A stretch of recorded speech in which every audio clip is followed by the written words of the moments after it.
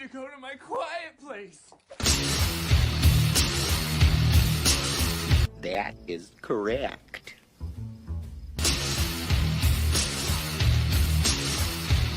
This man has no dick. Hey, laser lips! Your mama was a snowblower.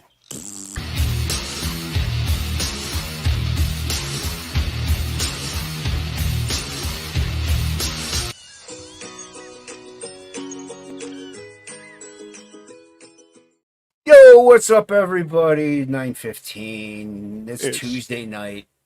It's TOPicLESS. Your mother was a snowblower. That's right. Yes. Johnny Five is alive. One of the greatest lines in movie history. Yeah.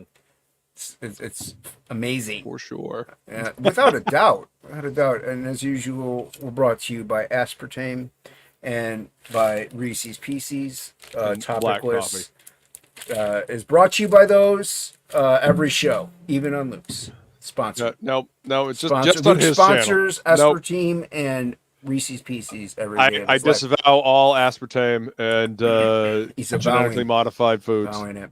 Yep. You like it modified. I do modify. Yes, modify it all, my friend. That's what I say. Yeah. How was organic everything for the win? How was your weekend? It was all right. I mean, I had to drive back to Florida on Monday, but I mean, so I guess technically that's not the weekend. My weekend was fantastic because I was still up in South Carolina with Feline. Nice. And we got stuff. We actually on Sunday was it Sunday? No, it was Saturday. Actually, Saturday we drove up to Gatlinburg and we got stuff out of her storage unit that she's had for like 18 years. And brought stuff back to the house, and yeah, we had a good time. Had fun hanging out with her and getting stuff ready for me to eventually move up there. So yeah. So the stuff in the storage shed was like stuff that she wants to put into the house to decorate, or was it like just stuff that she's had in a storage unit for 18 years and is finally getting back to it. Has a place to put it all and organize, figure out what can be kept and what can be Is it empty? Is it completely not empty? fully empty? But we did a good chunk out of it. I had the truck with me, so we actually had something to move it with, and it was a beautiful drive. Drove down some mountain roads. Coming back, oh my god, it was so much fun. Nice. I really like fucking switchbacks and hairpin turns. It was great. I was having a good time. Nice. Feline might have been a little nervous because I'm apparently a flatlander and don't have any. Because I live in Florida and I apparently don't have any business driving on mountain roads. But yeah, it was a hell of a good time. Really, why? Really, because of like knowing when to brake and decelerate. Basically, yeah. Like knowing how to see. There she is, flatlander. I see you. Yeah, I mean, living up north, and then when I did drive, driving through like Pennsylvania and Ohio, you drive through all these hilly areas. You get used to it, and it can be pretty intimidating sometimes going around some of the, like you go around a sharp turn downhill with like a mountain right next to you. It's like it's a little. There were some amazing drop offs and just picturesque views while we were in Tennessee. But we're driving in the Smoky Mountains, coming down the mountain, Nice. But it was a great weekend. I had a lot of fun. Nice. Don't use brakes downhill, says Paromi. I mean, it depends. The GPS coming back. The GPS took us down I shit you not, a gravel road that was wide enough for one vehicle, and the GPS suggested that we go 65 miles an hour on this gravel pitted road. It was fucking ridiculous. GP never lies, man. No, you gotta listen to GP. Yeah. Absolutely. No, that's nice. I'm glad you had a good weekend. It was You're back a home fantastic safely. weekend. Always nice. Always good. Yep. I'm back in my little studio here, and getting back to working on Mercenary Guild. And obviously prepping for the Red Valkyrie art auction coming up on the 13th, and also getting ready for probably the last show that I'll do this year. It's a one-day show up in Jacksonville at UNF, so Nice. I'll have some artwork there as well. Nice. So Well, you already have quite a bit prepped, so I do. You kind of don't need to do as much, and you might Yeah. even do random drawings from between now and then. So Yeah. Well, yeah, absolutely. I mean, I need to. If I learned one thing from the last art auction, I need to have more hot chicks, more boobs in the artwork. yeah. I don't ever do that. I did hit Shay up. I said I'll be in it, and I'll just sell some sketch covers. People buy them, they buy them. They don't. Yeah. But because I wasn't going to do it at all. So I remember you saying last week. Well, because I want to just slowly integrate over to like my website or slash, it's Big Cartel. So Yeah. you can pick up. I have a couple up there now, and then plus Absolute when Stormy Night is on there. So you can get it there. If you go to BascomJason.com, it redirects you to the Big Cartel. So, and I don't know if I fixed the link in here or not, but I did get in. You got in these. Stack of books. Oh, those are sketch covers. Sketch covers. I back the sketch cover. I also got a King Cryptid. Is that a sketch card? Yeah, I got from Pete Smeddy. Fuck yeah, dude. Pete's great. Pete Smeddy. So I got a King his Cryptid stuff. by Pete. So Nice. I got plenty of sketch covers here. Oh, was that the most recent King Cryptid campaign? Yeah, that was the Through most 9? recent one, and I got the. Wait, yeah. I backed that as well. Yeah. I got the catch-up tier, so I'm getting 1 through 9. I got to read 1 through 4 digitally, so I am very much looking forward to. Well, I ordered these off the website. Oh, okay. I didn't open this, so they might very well be. Let me just see if there's. Yeah, these are all sketch covers. So Okay, so you ordered a pack of sketch covers. Nice. Okay. Yeah, I ordered the sketch cover, but I think I got the catch. I can't remember all I ordered from it, but it was such a great deal, I couldn't pass it up, and I like sketch covers. So Heck yeah, man. So yeah, and then this today actually. Yesterday I started bagging and boarding, but today we started shipping Frog G. So everything that does not have a supplemental. So I finished out the secret perk link with just the main cover. Just that went with. So if you back their secret perk link without the supplemental, you'll be getting your book. So it's on its way. Keep your eye out for tracking numbers. I did the things with the thing. So we even shipped a couple overseas. So yeah, Australia, you're gonna have to wait. Poor Australia. Always getting the shit end of the mailing stick. I understand, and I feel bad. The reason being, we have a few backers there, but I think only one of them backed it without the supplemental. So I don't want to send Hocky a whole bunch of books and then send him another pack of books and pay double the shipping cost. So especially shipping out to Australia, the shipping is just ridiculous to Australia right now. It is. But I mean, good news is ink just sent over to me page. The next 2 pages. So it's like we're up to page 17. I'll be working on. It's a double page spread. So 16, 17 of the supplemental. So we have 5 more pages to go then. So or 4 more pages. 6 more pages. Whatever. Yeah. We have 7 more pages. 7 more pages. I'm just gonna keep adding pages. We have 8 more pages to go. We have 9 more pages to go. It's 7 more pages. Come on, it's almost done. Only 10 pages. It is 7 more actually because it's 24 pages. So so that's almost there. It's almost done. And once that's done, I did back from the printers. We can start fulfilling the rest of it. I'm hoping to at least finish all the ones without the supplemental, get all those knocked out, and then I won't be able to take a week off again to do it, and then ship out the supplemental ones on a weekend or something like that. So a couple weekends. So it'll take time. Books are on the way. But you'll get them. The next tier we're doing is the Frog G regular main cover. So if you haven't backed yet and you want to back, now is a good time to back the main cover, just the main cover, nothing else. You'll get your book within a week or two because it'll be going out tomorrow or the next day. So there you go. Links in the description and pinned. So right.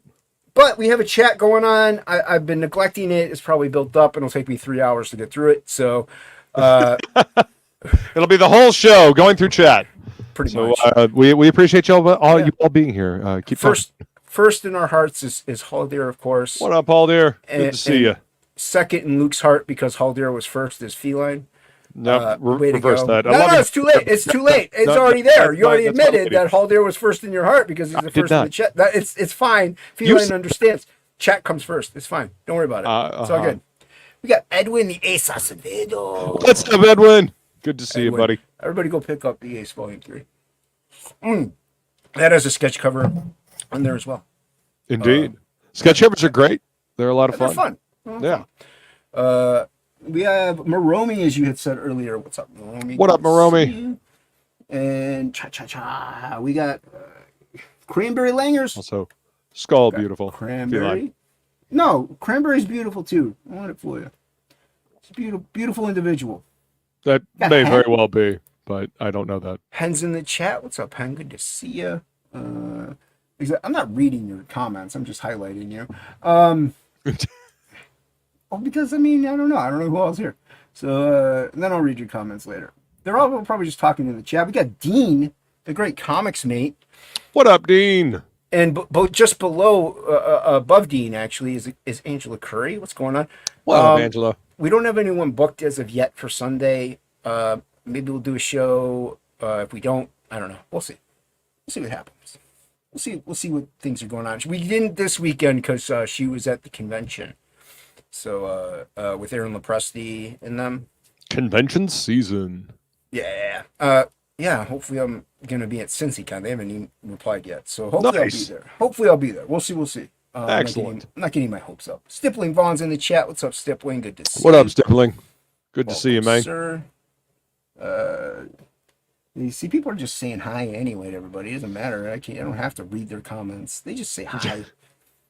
K-pop. We got Special K in the chat. What up, K-pop? K-pop is a streaming machine. Go subscribe to K-pop because they recently just had on a stream earlier and had a great guest. So does great promotional streams and loves hot dogs. Why I don't know. Random. These are revolting. I see Hocky, but I'm not highlighting him. What up, Hockey? No. Don't say hi to him. Oh, okay. No. We don't say hi to those people. To those people. What do you mean those people? What do you mean those people? You mean those people? Let's see, we got Mike McMahon. What up, Look Mike? at that. Hunkered down in the basement. We got tornadoes. Shit, dude. Oh, be be safe. safe, dude. Holy hell. Bring your sketch pad, and then your children. Yes. In fact, priorities. shoo the children into the basement with the sketch pad. You know, I guess that's what you could do that too. you can do both. You can do Don't both. ruin the sketch pad. Whatever you do, you want to keep that pristine condition. That's all they're saying here. There's a lot of words. I Yeah, just got the Hidoro Mud and Sludge art book. It's the all color cover and interior artwork from the manga series. That's cool.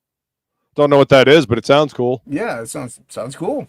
Nice. I mean, they might be talking amongst others in the chat. So, yeah.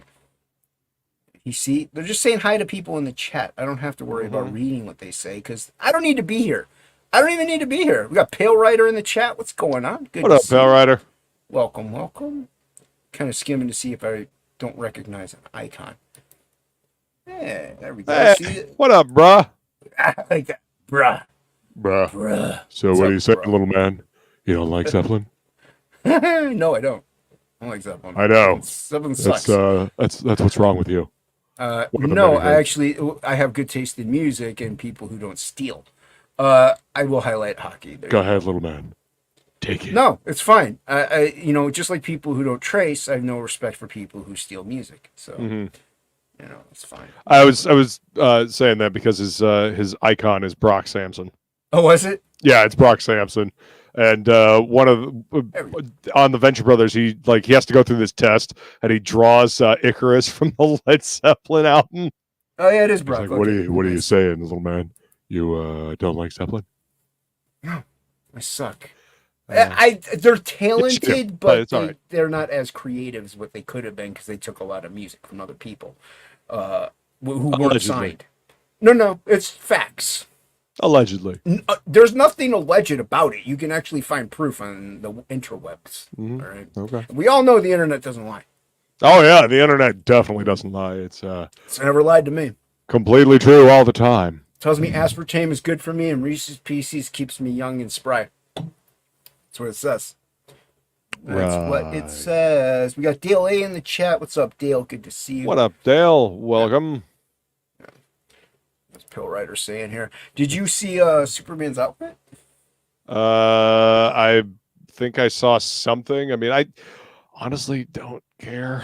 I think it's interesting that they're using the Kingdom Come style S on Superman instead of the classic S. I don't know if it's because in the next few years they're gonna lose the Superman becomes public domain. Well, they're going. It looks like the new 52 suit, but the S I hate. Went over so well. I hate it so much. It's not an S. It's just a dash. It's just basically yes. Yeah. It's stylized to hell and back and is unrecognizable. So again, I don't really care about Superman. Superman doesn't do a damn thing for me. I found the character boring for decades. I've never even when Jim Lee was drawing him, I didn't buy it. I picked it up simply for the artwork. I got I have Superman Unchained. It's like a black and white pencil version special thing or whatever. Yeah, I remember that. Yeah, that one's pretty cool. I got that. And I think I have the one where it's like the Batman type pose on the build. I think I have that one. I'm not sure. Oh yeah, from his run with Brian Azzarello. Mm-hmm. So Azzarello's an interesting choice to write. Superman. Yeah, the S sucks. But yeah. But yeah, I it's the easiest costume to get right, and they never do. Like they nailed it with Christopher Reeves. It's too simple. They've got to overcomplicate it. Okay. No, they'd have to overcomplicate it and add texture all over the place. Nothing's allowed to be simple anymore. Well, I wasn't too upset at the Tim Roth suit. It looked like the classic suit almost. Like Tim Roth suit. That's the one that everybody forgets where he caught the plane. Isn't that Tim Roth? What's that guy's name? Bob Ross? Roth. Brandon Routh? Him too. Jesus. Same guy. Totally. I'm thinking Tim Roth was what fucking alternate reality was that? That would have been cool. Right? Tim Roth is a badass. He's a good actor. He is. You ever watch Lie to Me? Lie to Me was a fucking fantastic Lie to Me was show. good. I just recently recommended it to somebody. I can't remember who. Fantastic show. Yeah. Oh, it was my one friend. She was watching what's that show that's ending soon? American Gods, is it? Or I can't remember. But American Gods ended a while ago. No, but I mean she's watching it and it's about okay. And I was like, Lie to Me was I tried to talk to her about. I'm like, Lie to Me is a really good show. Yeah. They just cut that off though. They didn't it got canceled. It had 3 seasons and then it ended. I mean, that's the same thing that happened to American Gods. They never finished the story. If you want a good version of American Gods, go read or go listen to the Audible version that has the author's preferred text and a full cast. That shit is great. Yeah, and that's one way to go about it. Yeah, I never saw the Lois and Clark or whatever, Lois and Superman, whatever TV show everybody seemed to like that better than like it. Yeah. Better than Man of Steel. I think Henry Cavill was Cavill was a great choice for Superman. He just got thrown into fucking shitty Zack Snyder films, which not his fault. Well, dude, even looking at the new Superman, he kind of looks like the Cavill. So, I don't even know why they bothered recasting the guy. It's probably because they didn't want to pay. They didn't want to pay Cavill what he is owed for more than likely. Yeah. And I heard, I guess Henry Cavill's isn't even attached to the 40K now anymore. Nope, because the people that were producing it and making it didn't want to stick to the actual lore. So he's like, peace out. If I were that dude, I'd be like, yeah, I'm just done with acting now. Like I'm or done. At least done with adaptations of things that are inevitably fucked up because people don't want to pay attention to the actual lore. I could see him being totally done with superhero stuff or like nerd culture because nerd culture stuff. yeah, because the nerds want it to be nerdy and cool and the way it should be, and then Hollywood wants to be like, well, no, we got to do it this way and change it. That's because Cavill is a nerd. Yeah, he builds computers. Yep. He does. He's a fucking gaming nerd and a comic nerd. He actually got into the character and looked for things. Oh. Yeah. Actually wanted to do justice to the source material. What a novel fucking idea. Yeah, I don't get it. To me, that's the easiest way to make money. It's the whole reason why the MCU was successful to begin with. Yeah. He's not going to be done with it. I'm sure he's going to try to do something because he loves it so much. But yeah, like even like you said, the beginning of the MCU, they kind of got stuff right. Like it wasn't too bad. That's why people kept coming back to see him. Yeah. Again, there should have been a second Man of Steel movie without Zack Snyder attached and give it to somebody that actually knows what the fuck they're doing with the character. Yes, Hockey. Henry does play 40K. Thank you. Thank you very much. Be here all night. Yes, it's obvious he does. But please remember to like. Yes, indeed. Yeah. Listen to the Wise Feline. Remember to like, share, and subscribe. Like and subscribe. Yes. Yeah. Please, do that if you want. Hit the bells. Do the things. What's up, Bancroft? Good to see you. What's up, Bancroft? Welcome. He's sorry. Well, don't be sorry. Just not interested in. Yeah. A lot of us aren't. A lot of us aren't really. I want them to be good again is the thing. So, you know what I mean? So I'm kind of still interested in it, but yeah. And, yeah. I'm interested if they decide to like you said, make something good. Like if they were to do an actual good version of Blade and have Wesley Snipes come back, I'd watch that. See, I'm okay with them recasting. Just get a good actor. Like that's gonna fit the part. I mean, people age.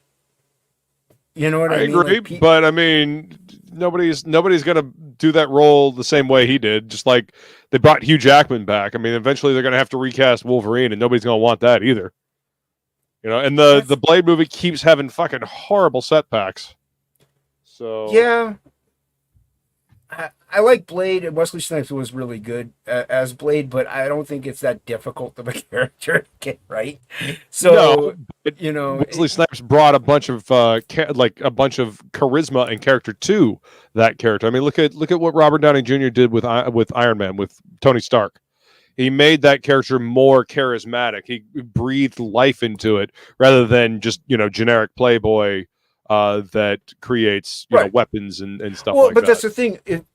This is where acting comes into play, and the next guy that comes in adapts that characterization. I can understand them wanting to put their own little spin on it, but make it a careful spin, but keep true to what the other person did. That way, you keep with the continuity. It's a no-brainer. It's like changing, like making Batman from Bruce Wayne to Selena Kyle. Like it just doesn't make sense. You wouldn't have Selena Kyle all of a sudden be Batman. It just doesn't make any sense. Yeah. So you gotta, if a gradual change is fine, but or like little twerks that maybe they picked up later in life or did something or learned. What's up, Morb? Good to see you. That's fine. Morb? I'm all for, like, they should have just recasted Black Panther. Like they really should have recast Black Panther. So I can understand recasting. From what I could tell, that second movie was absolutely abysmal, and nobody liked it. Yeah, but like even the Acolyte's getting terrible reviews. I want nerd stuff to be good again. This is my shocked face. Yeah, I'm not. Well, we need to make new nerd stuff because all the old nerd stuff has been poisoned. They poisoned the well. Yeah, but I love everything. You know what I mean? So I want it to get good again. Like I want to. Good luck. They know you wanted to get good again, and they're going to use that against you. Hey, if enough people die and enough time goes by, it could happen. You never know. But I'm just saying. Like, I'm not saying it's going to be good. What is this? Oh, this is from a Ferrero Rocher. I forgot it was like that. Rocher. Ferrero Rocher. Dude, I don't know why they named it that. It's like, seriously, I don't care what country it's from. Name it something. Those things are delicious. They're so good, dude. Put them in the freezer, so the chocolate inside is hard. Oh my god, it's so good. What's so wrong damn with good. being optimistic about stuff? Like, it might get better. It could get better. I think people see, this is the problem. There's so much negative. Like, it'll never get better. I don't think that's a good mindset to have, because that reflects then in your own real life, and negative things then come your way. If you have a positive outlook, I'm not saying to be a sucker, don't get me wrong, but if you have a positive outlook, that like some slimmer of hope, it reflects back into your life as well. Like, I don't know. Positive outlook that people are going to create new things, and that's where entertainment's going to go.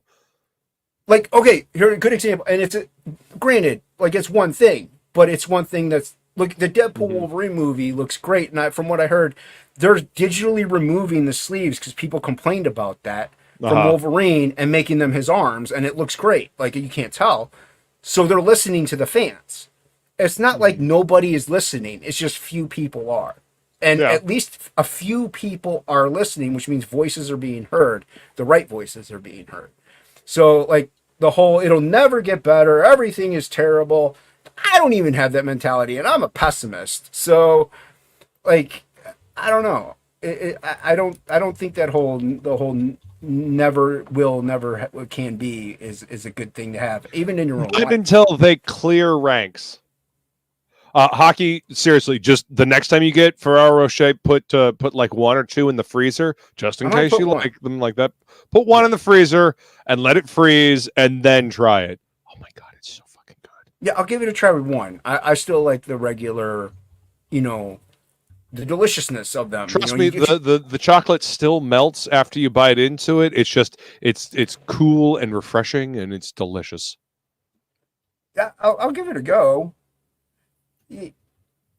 Yeah, well, but the thing is, things are like, look at like the Sonic movie. That's a great example right there. It's like, yeah, you have people in the higher ups that do want to change things. They want things to be their way. They want to adhere to a certain sect of individuals.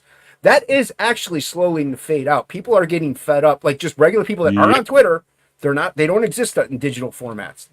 They see everything happening like, this is stupid. They're all fed up with it. And a lot of it is the younger generation. A lot of it is teenage kids and younger. They're just like, they don't understand why things are the way they are, because it's illogical. And it's kind of weird to say illogical when you're talking about kids, but kids are smart and they see through the BS. So one day, you never know. I'm not saying everything's going to be gold. I mean, dude, there's a lot of movies when we were growing up that were just pure garbage. So yeah, but if you look at the quality of the movies that were, quote unquote garbage when we were growing up, even those are better than a lot of the trash. A lot of the top tier stuff that's coming out now.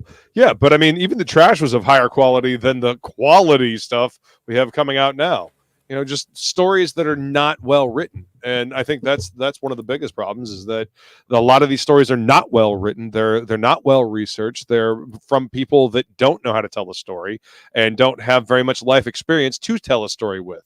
They don't really understand people, let alone how they interact with one another, because most of these people exist online and nowhere else. It's like, look at something like music. Like, in the 90s, there was like a boom. It was just a boom. Right. It was kind of like the 70s. There was a boom.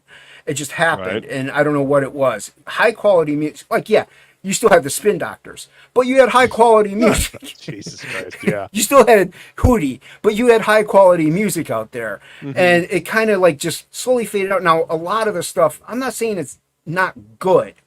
I'm not saying that. To me, it just sounds like kind of the same thing over and over. It's still kind of good, but it's like, I can't tell this band from that band because they have the same, one guy's screaming, one guy's singing. That's the MO, and some of it's good. Some of it I like. Some of it I listen to. I'm not bashing it, but there's nothing really hammering away. Because it's all formulaic. It's all formulaic. I think the people, a lot of the younger kids coming out, the next generation, the sons of musicians from the 90s and 80s, those people, when they're coming in now, they're passionate the way their parents were, and so their music is going to be more true and heartfelt, and it's going to be a little different. And so I think that's where it lies on. It relies on the offspring of the people who did care about it, not the people who are just money hungry trying to feed agendas. It's so there is hope out there, but it's a little bit away because it's just the younger generation that's out right now. Like anything in between that is kind of up in the air. So yeah, the bigwigs are still here. They're gonna die off eventually. Everyone dies, so they're gonna go away eventually, and things will cycle through at some point. Like it's now, granted, of course I could be wrong. I'm right 99% of the time. This could be the 1%. You never know. So yes, like who knows? In 20 years, Star Wars could be good again. We don't know. We don't know because we don't have the crystal balls. Well, that's why I'm saying, and also the other thing is, why would you? That sounds artery clogging is what that sounds like. Yeah, Butterfingers are really good frozen too. Go ahead. Yes, they are. But the problem is, why would you even want to work for one of these giant corporations at this point anymore? Like when you can make your own thing. Because if you're making your own, right? But let's say you're creative, you're making your own thing, and then one of these giant corporations comes to you and be like, "Hey, we want you to work on Star Wars. We love what you're doing with the sci-fi thing comic that you're doing. We want to see your spin on Star Wars." So they take you in, and you sign a deal. Like, look, the only way you love what I do. Only way I'll do it is if I have full creative control over Star Wars now. If I actually get to do what I do. So that's what I'm saying. Yes, the independent scene, the crowd, like not just crowdfunding, but the independent scene, the people who are doing their own thing and making the things their way. Right. It could possibly happen that they get accidentally into that other scene and they get their influence on it and put their nerd spin, the good spin, the quality spin, the fan base spin in on it. It could happen. Like, you're right. It could. This is where it is for now. Right. John. John W. What up, John? Welcome. What's up, John? Go a couple more up. And we've got a boob Dan. Plegel, we've got a Dan Plegel. What's up, John? Good to see you. What up, John? Welcome. What's up, friend Plegel? Good to see you, sir. Plegel knows I love him. He knows I can't see him. And Citizen Ronan, how is this stream even legal? I don't know. It might not be in a few states. What's up, Ronan? Good to see you, sir. Good to see you. We're outlaw streaming or something. I don't know. Well, we do it every Tuesday. But... Yeah, it's true. We do. Yeah, I don't know. Our opinions are probably illegal. Maybe. I mean, like you said, there are those, like, the Cavils is having a tough time, but it's only a matter of time till maybe he does get his, teeth sunk into the nerdy thing that he does love and can make it his own way, and then you have a really good quality nerdy thing again. You know what I mean? Like, it's not he might have to just make his own production company and find people that actually want to do justice to franchises and make money. And he very well could, dude. Yeah, if he put out like a medieval movie about slaying vampires, I'd go watch it. You know, that sounds dope. I'd go see it. He looked cool as the Witcher. I'd see him in a medieval movie. And he did a good job. He got the character of Geralt. What would be fucking hilarious is if he started his own production company and then actually did Michael Moorcock's character Elric played the part of Elric, because Elric is what Andrzej Sapkowski, or however the hell you say his last name, that's who he stole The Witcher from. Like the White Wolf is Elric, not Geralt. So yeah. Interesting. Yeah. Yeah. Oh, yeah, but so I for one does not believe all hope is gone. That's fine. I mean, I don't think all hope is gone. I just think the hope lies in making something new and letting all of the stuff that has been co-opted go fucking bankrupt. Well, let me redirect. I don't believe all hope is gone for the things that I have loved. Like, yes, I make my own thing. I love what I do. I think it's fantastic.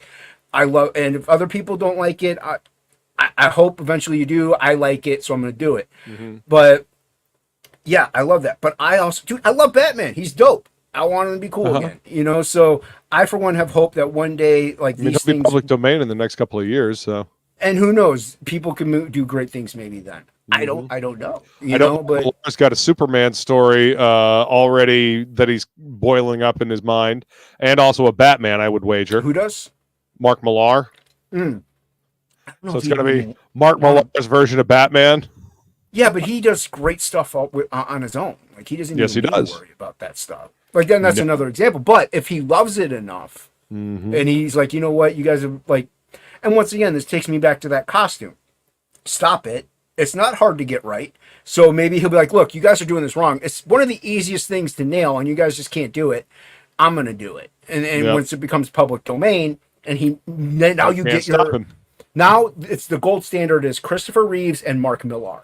Right. Like, that's like you don't know. Like, come on, Christopher Reeves is like still to this day nailed it. Like that, the costuming and the character, everything 9 yards. Just Because nailed Christopher Reeves actually cared about the character, and he actually, worked out to fill out the suit. That was all him. That was all him. There was no suit padding for that at all. it. Exactly. So, but Yep. but that goes to show you it's been how many decades, and they can't get it right. Like it's to me, especially since it's a no-brainer. It's not a deep character. It's very generic, and that's why I don't like him really. There's not much to I've him. always found him kind of boring. But He's boring and he's OP. It's all get out.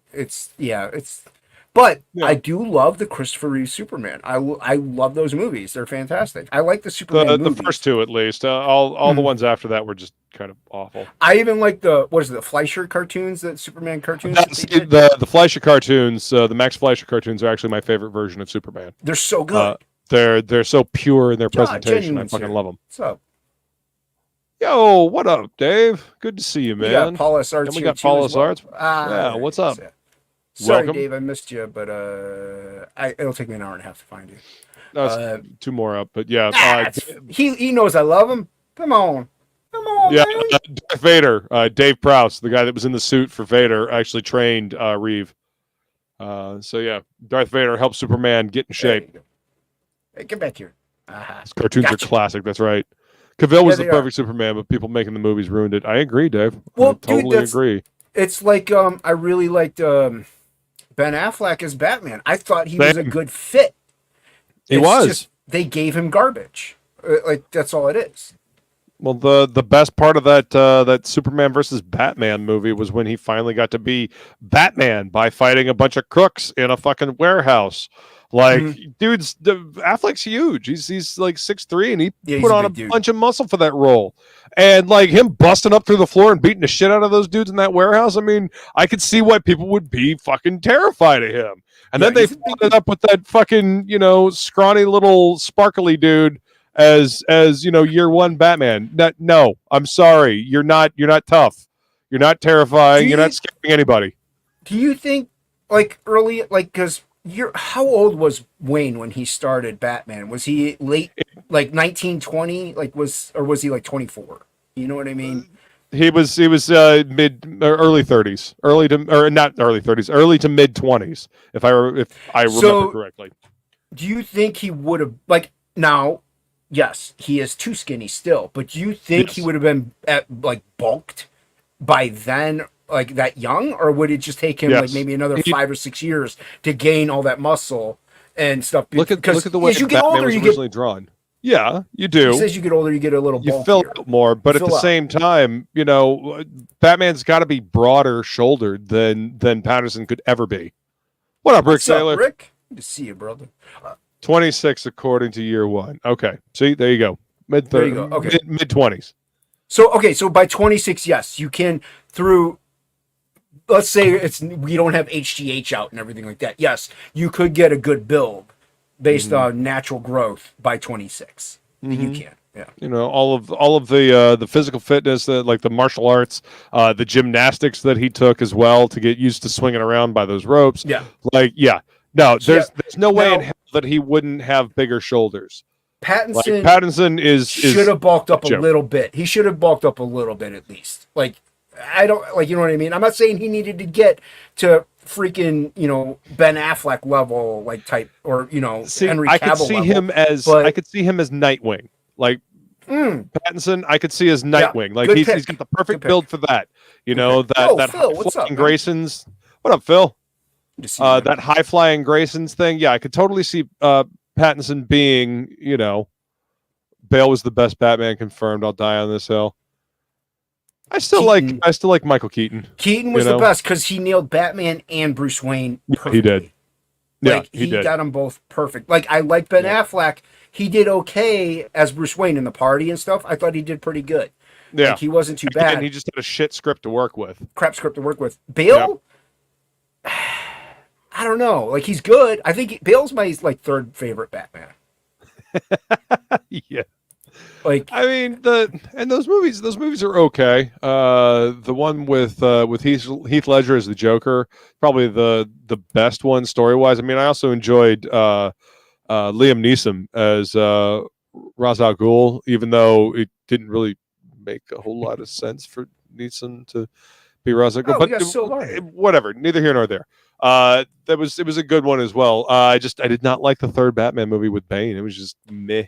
well, the once again, I think everybody knows there's Silvar. That movie was kind of made on the fly almost because it was supposed to be another Joker movie.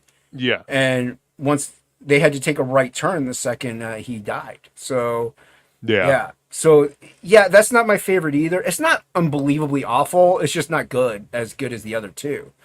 Especially it's nowhere near as good as Dark Knight. Like it just like Ledger. That's the Dark Knight Ledger. Like that really is. He just stole it. So. Oh yeah, he absolutely stole that movie. Which he's in like what? He overshadowed Batman in that flick. Oh yeah. Well, that's why everybody kept going to see it. Yeah. Bancroft, you can avoid the Clooney Batman movie. That movie is god awful. Don't unless you're really drunk or stoned. Don't watch that movie. That's a must see, sir. Oh my god. Okay, if only to know how bad it can get. I mean, it was just about biff, pow, bam, and then the Kilmer Batman was a lot more tolerable because Tim Burton was still sort of involved with that movie. But by the time Batman and Robin rolled around, Burton was gone. So yeah. The thing with the Clooney ones, if you want a stupid, silly, zany Batman, then watch it. If you want something dumb and just terrible, but kind of kooky, like I honestly think the 60s Batman was better than the Clooney ones. Oh, of course. Yes. So, watch the Adam West, Burt Ward Batman movie with all the cast of characters. So much more entertaining than Batman and Robin. What's up, some person? Good to see you. All right, everyone, chill. Looks at Arnold Schwarzenegger and says, "Yeah, that's Mr. Freeze." Like, fuck out here. But it's such a bad casting job that the only thing worse is Topher Grace as Venom. Still worth it though to see Uma Thurman as Poison Ivy. It's like they wasted all the casting juju on Uma Thurman as Poison Ivy, and then just had nothing left for Mr. Freeze or Bane. Now they should have had Arnold as Bane, being like an actual intelligent Bane, because he's not just a mindless fucking thug. Dude, I didn't he's mind. Calculating. I didn't mind Tom Hardy as Bane. I thought he was like, if they gave him like the mask and the venom, he would have been perfect. Like, oh no, I was talking about in the Batman and Robin movie. I know Bane was in that as well as Poison Ivy's henchman. Which is terrible. I don't think Arnold should have been involved in that at all. No, he shouldn't have. Take 2 of these and call me in the morning. Oh my God! Please stop one-lining, please. Yeah, they're bad. Awful movie. Batman Returns is probably one of the best Batman movies. Absolutely, it's my the animated series goes without saying. Well, the animated series just goes without. To me, that's a given. It's a given. Like, because you could do so much more animated and make it a lot cooler animated than you can through a movie, especially back then. Yeah. So, I mean, they still did it right with Batman and Batman Returns, but with the animated stuff though, it's just, of course, it's going to be better. And they had Conrad as Batman. Yeah. It's Christmas movie Batman came Returns, and then Batman: Mask of the Phantasm. I actually saw that movie in the theater on Christmas That's a good Day. one. Yeah, but once again, Like, animated. Like, even that's yeah. better than Batman and Robin with Clooney. Dude, that's one of the best Batman It's true. movies. But to me, I don't count them only because they're animated. I'm talking movies. Like, I'm not talking like animated movies, because you can still make a crap animated movie. Don't get me wrong. Sure. But they're still a lot easier, I think, to get them to be better than most movies. It's like a Right. video game. You can make a video game way better than any movie. So, I don't count them, but I count them. So, they count, but I'm talking like live action movies. Right. So, yeah. But yeah, and rating all day, but this is where opinions do vary. Batwoman. You be clowning now, Hocky. You just straight clowning with that comment. What? Batwoman is the best Bat Okay. product. I heard. Product. Yeah, that's a perfect way to term it. I heard the Batwoman movie scored, or Batgirl movie scored better than the Aquaman movie amongst audiences. And yet they didn't release it. They released the Aquaman 2 movie. So instead of Didn't see it. I didn't see it either. But of course, 'cause it's got Jason Momoa attached to it. You know what I mean? Like, it's a high name. Like, yeah, they had Keaton in as Batman, but they had Keaton in as Batman in the Flash movie. So they kind of Didn't see that either. YouTube Keaton Flash. Just watch that. Yeah. Just watch that. And I also saw like the scene where they did the whole like Tim Burton's Batman with Nick Cage as Superman. You know what I'm talking about? They had a scene where they showed all the different spheres of different worlds and fighting the goddamn giant spider thing that idiot director wanted it was all in that fucking CG. movie. It was all CGI, but I know, but we got to have a giant spider in the third act. Oh my God! Go listen to Kevin Smith talk about working with that director, trying to come up with stuff. It's funny. Same dude that directed Wild Wild West with Will Smith, and has the big spider in it. Yeah. Yep. All right, people in Jonestown, you had your chance. All right. Pale Rider. Yes, I can agree with that. They should have used Patterson as Ed McGinnis, or not Ed McGinnis. Ed McGinnis. Terry McGinnis in the Batman Beyond. Batman Beyond. He would have been great for Batman. He would have totally worked at Batman Beyond. But he's not Bruce Wayne. He's not big enough to be Bruce Wayne. The other problem is his Bruce Wayne was not good. Like, even the small scenes that he was Bruce Wayne in, it was just brooding. It's like, no. I didn't see it. You didn't see the Batman? It's actually not a bad movie. It's not a bad movie though, really, dude. It's just not. It's not. And honestly, seeing it for what's his face is the Penguin. He kills it, man. He does. Such a great job. Colin Farrell's a great actor. Yeah, he's a great actor, and I mean, getting a chance to put the prosthetics on and whatnot. I mean, that looks cool.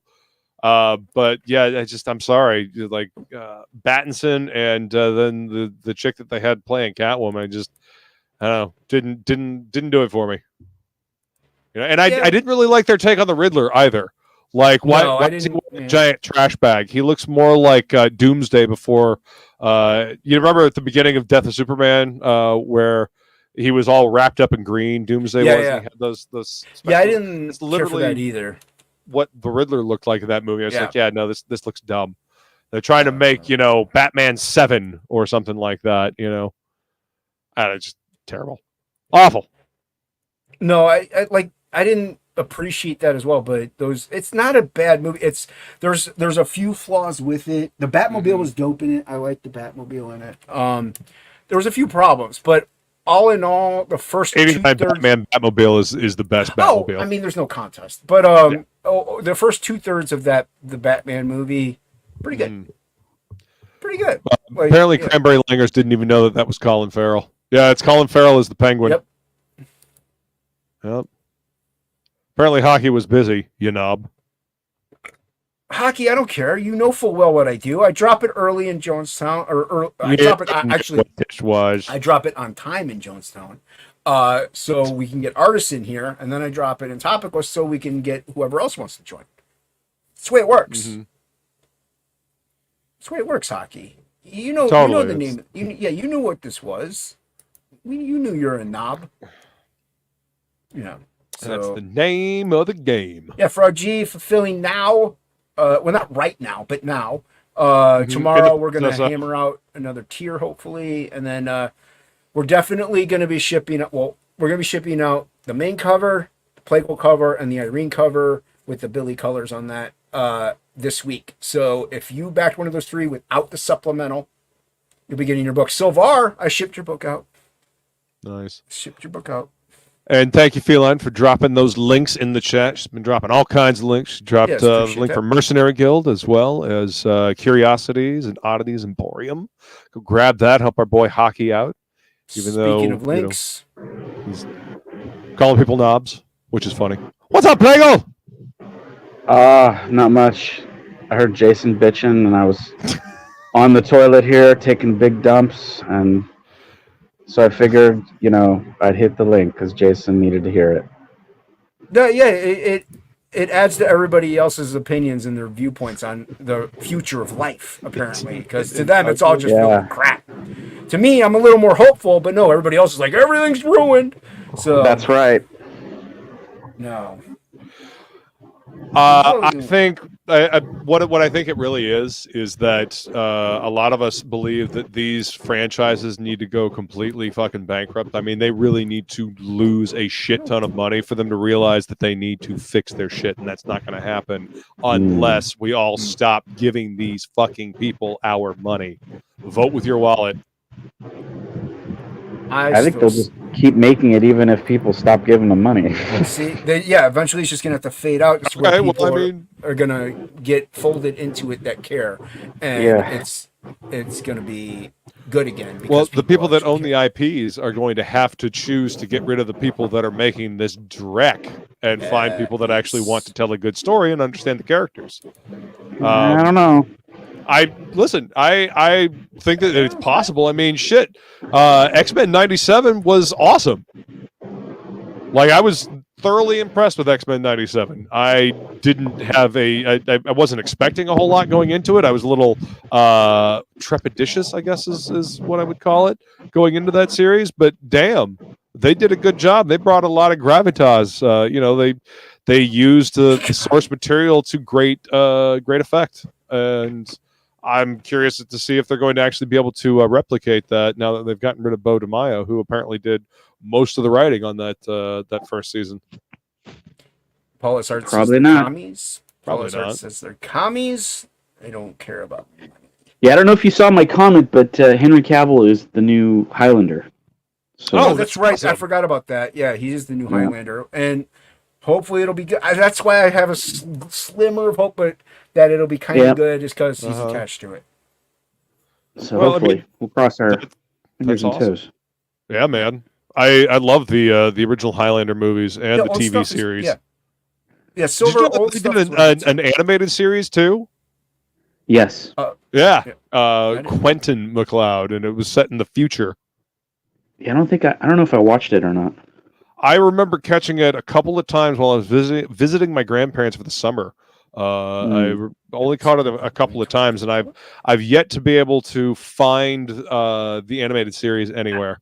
It might be on YouTube. I didn't hear I've been rewatching the TV series. I enjoy it and all its melodramatic, over the top. Oh, dude, Adrian Paul, I think is who played. What's his name? Yeah, he was great. Hello?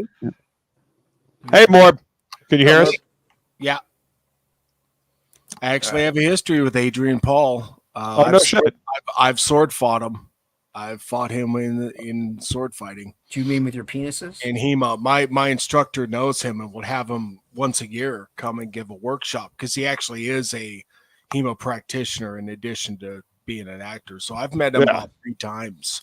Yeah, I always heard his sword work was the real deal. Yeah, he's for real. That's fucking rad. Sequels. I really liked the TV series. Apparently the I cartoon used to watch it with my was dad. bad. What now? Apparently the Highlander cartoon was as bad as the sequels. Oh yeah, I mean I saw it when I was a kid. I haven't seen it since. Was terrible. Highlander 2 was like, what? Should there even been a sequel? Really? No, that It's a didn't movie need that one, but needed it did well, so they wanted to capitalize on it. Yeah, I know. It was a cash grab. I mean, how else do you explain them bringing, what's his name, Sean Connery's character back? Yeah, It's like I don't know. It's far in the future. It's like had this cyberpunk Scottish accent. Yeah, it was bad. The third one was pretty good though. It was better than the second. Yeah. Yeah, it was way better than the second. Adrian It actually made sense as a sequel to the first movie. The second one didn't make any fucking sense. And I have speech chat on, so I can hear what you guys say in chat. And as far as like things getting better, this is a concerted effort, folks. This is Marxist bullshit, and they want to demoralize you. They want. I like the Marx Brothers. You know, they want to. This is an attack on mind and soul, and that's why I don't consume any modern movies or shows or comics because I still do. It's garbage in, garbage out. They're trying to poison you. And, there's still some good stuff out there. It's few and far between. Yeah, but that's few and far between that I want to get. I watched that Highlander movie that was set after the series, and it was terrible. Which movie? It was the one where Connor McLeod ended up being killed by his cousin. I was going, that's not the story, you freaking idiot. Oh, you mean like where they had the confluence of all the Highlanders and what's his name? Christopher Lambert's character was like trying to hide away from the quickening or whatever it was. Yeah, he ended up fighting his cousin, the other Connor from the TV Adrian series. McLeod, yeah, or Adrian Paul's character, yeah. Yeah, so he killed Connor McLeod, and I was going, but no, Connor McLeod's the one. He's the what the hell are they doing? Always was. What's up, Bancroft? That annoyed the crap. Hey, what's up, man?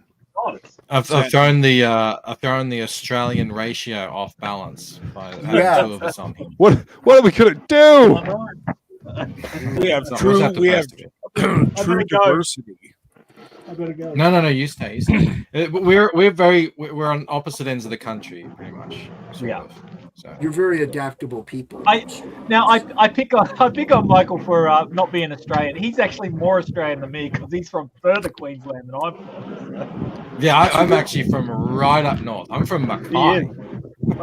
Yeah. You're from where? Mackay and Cairns. That's like, yeah. You actually, I remember us going for a drive up into the Daintree? I don't know, whatever that rainforest is up there, and my dad's like, we're actually not allowed to go any further north. This is like, this is an Aboriginal country. Oh shit! Really? Yeah. You have to get permits to go up to Cape York or something. Do you? Yeah. I wonder. No kidding. Yeah, it's like their own special land. So when Hocky goes to Sydney, is he anywhere closer to you then, or no? No, I don't know because I don't know yet. Yeah. I mean, like, yes, he's getting closer, but he's still. I actually think I'm further away. If I go to Sydney, I'm further away to getting to. Oh, really? Yeah. I'm inland. From Sydney, pretty much directly inland. You're one of the 14% who don't live on the coast. Yeah. Yes.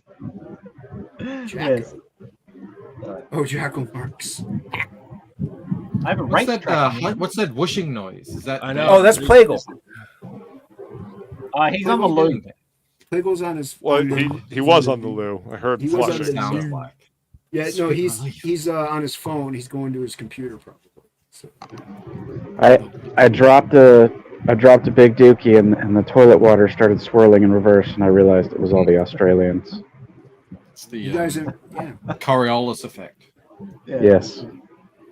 Very good, Mr. Science. When I visited, I made his toilet go backwards. Wait, are you serious? It's all about the way you drop it. You got to get it on an angle because like angular momentum, like a pool cue ball. Got to put some English on it. Is that or true? As you would say, Australian on it. Is that true right there? That comment? It wouldn't surprise me. Oh my because- god. I would totally believe I that. have no idea if that's true. Because the Last right. Jedi was It would- so shocking. It was so out of character for everything we've seen up until then. It just didn't seem real. I remember watching it, just not believing that what I was seeing. Exactly. So, Bancroft, you're a big Spider-Man fan. Are you a fan of any of the movies that have come out lately? Yeah, I like them. I didn't watch they're the not last one. I don't think I watched. With all the different Spider-Man. But I'm still waiting to see the Spider-Man I grew up with. The early 30s, Peter Parker, married. I really like the Stern run. Yeah, just someone not. I don't dislike the kind of Ditko-inspired, bullied high school nerd. I don't dislike it, but it's like, come on, that was I don't know, 10 years of Spider-Man. It's Spider-Boy. It's Spider-Boy. Exactly. He was already a man in the late 70s, 80s. The Stern run in the 80s when they got into the Hobgoblin and the that's my favorite stuff. And then when he married Mary Jane, and then Spider-Man versus Wolverine and Secret Wars thrown it, like that was really the golden era. And no movie has really depicted any of that. The only one that got like a third of the way there was the first Into the Spider-Verse movie, but they kind of made him a loser, but that was sort of like on purpose. But you got to see him as a man, but not quite what I'm thinking. When they always say we need to kind of appeal to a young audience, but I was 11 when I first started reading Spider-Man, and he was the adult who was wisecracking, and then he'd go home and he'd bang his hot wife every second issue, and I thought he was just the coolest guy ever. I loved that as an 11-year-old. So I don't know what they're talking about. My dad actually read it to me when I was 4, and it was during the 70s. It was right before the clone, it was a Jackal storyline. So it was right before he cloned Peter Parker. That was the issue that my dad read to me. He was fighting the Scorpion. Aunt May was sick again, but it was starting to get into late college or master's degree or whatever. It was like, so he was probably 23, 24ish, somewhere around there. And that was some person. Yeah, that was the Spider-Man I was first introduced with through Spider-Man and His Amazing Friends cartoon. Right. Yep. I fucking love that cartoon. Loved it. My first Spider-Man comic was a reprint of like classic Stan Lee, Romita Senior comics. Yeah. So he was in college. He was a college dude. He was working for the Daily Bugle. Yeah. Yep. Out of high school.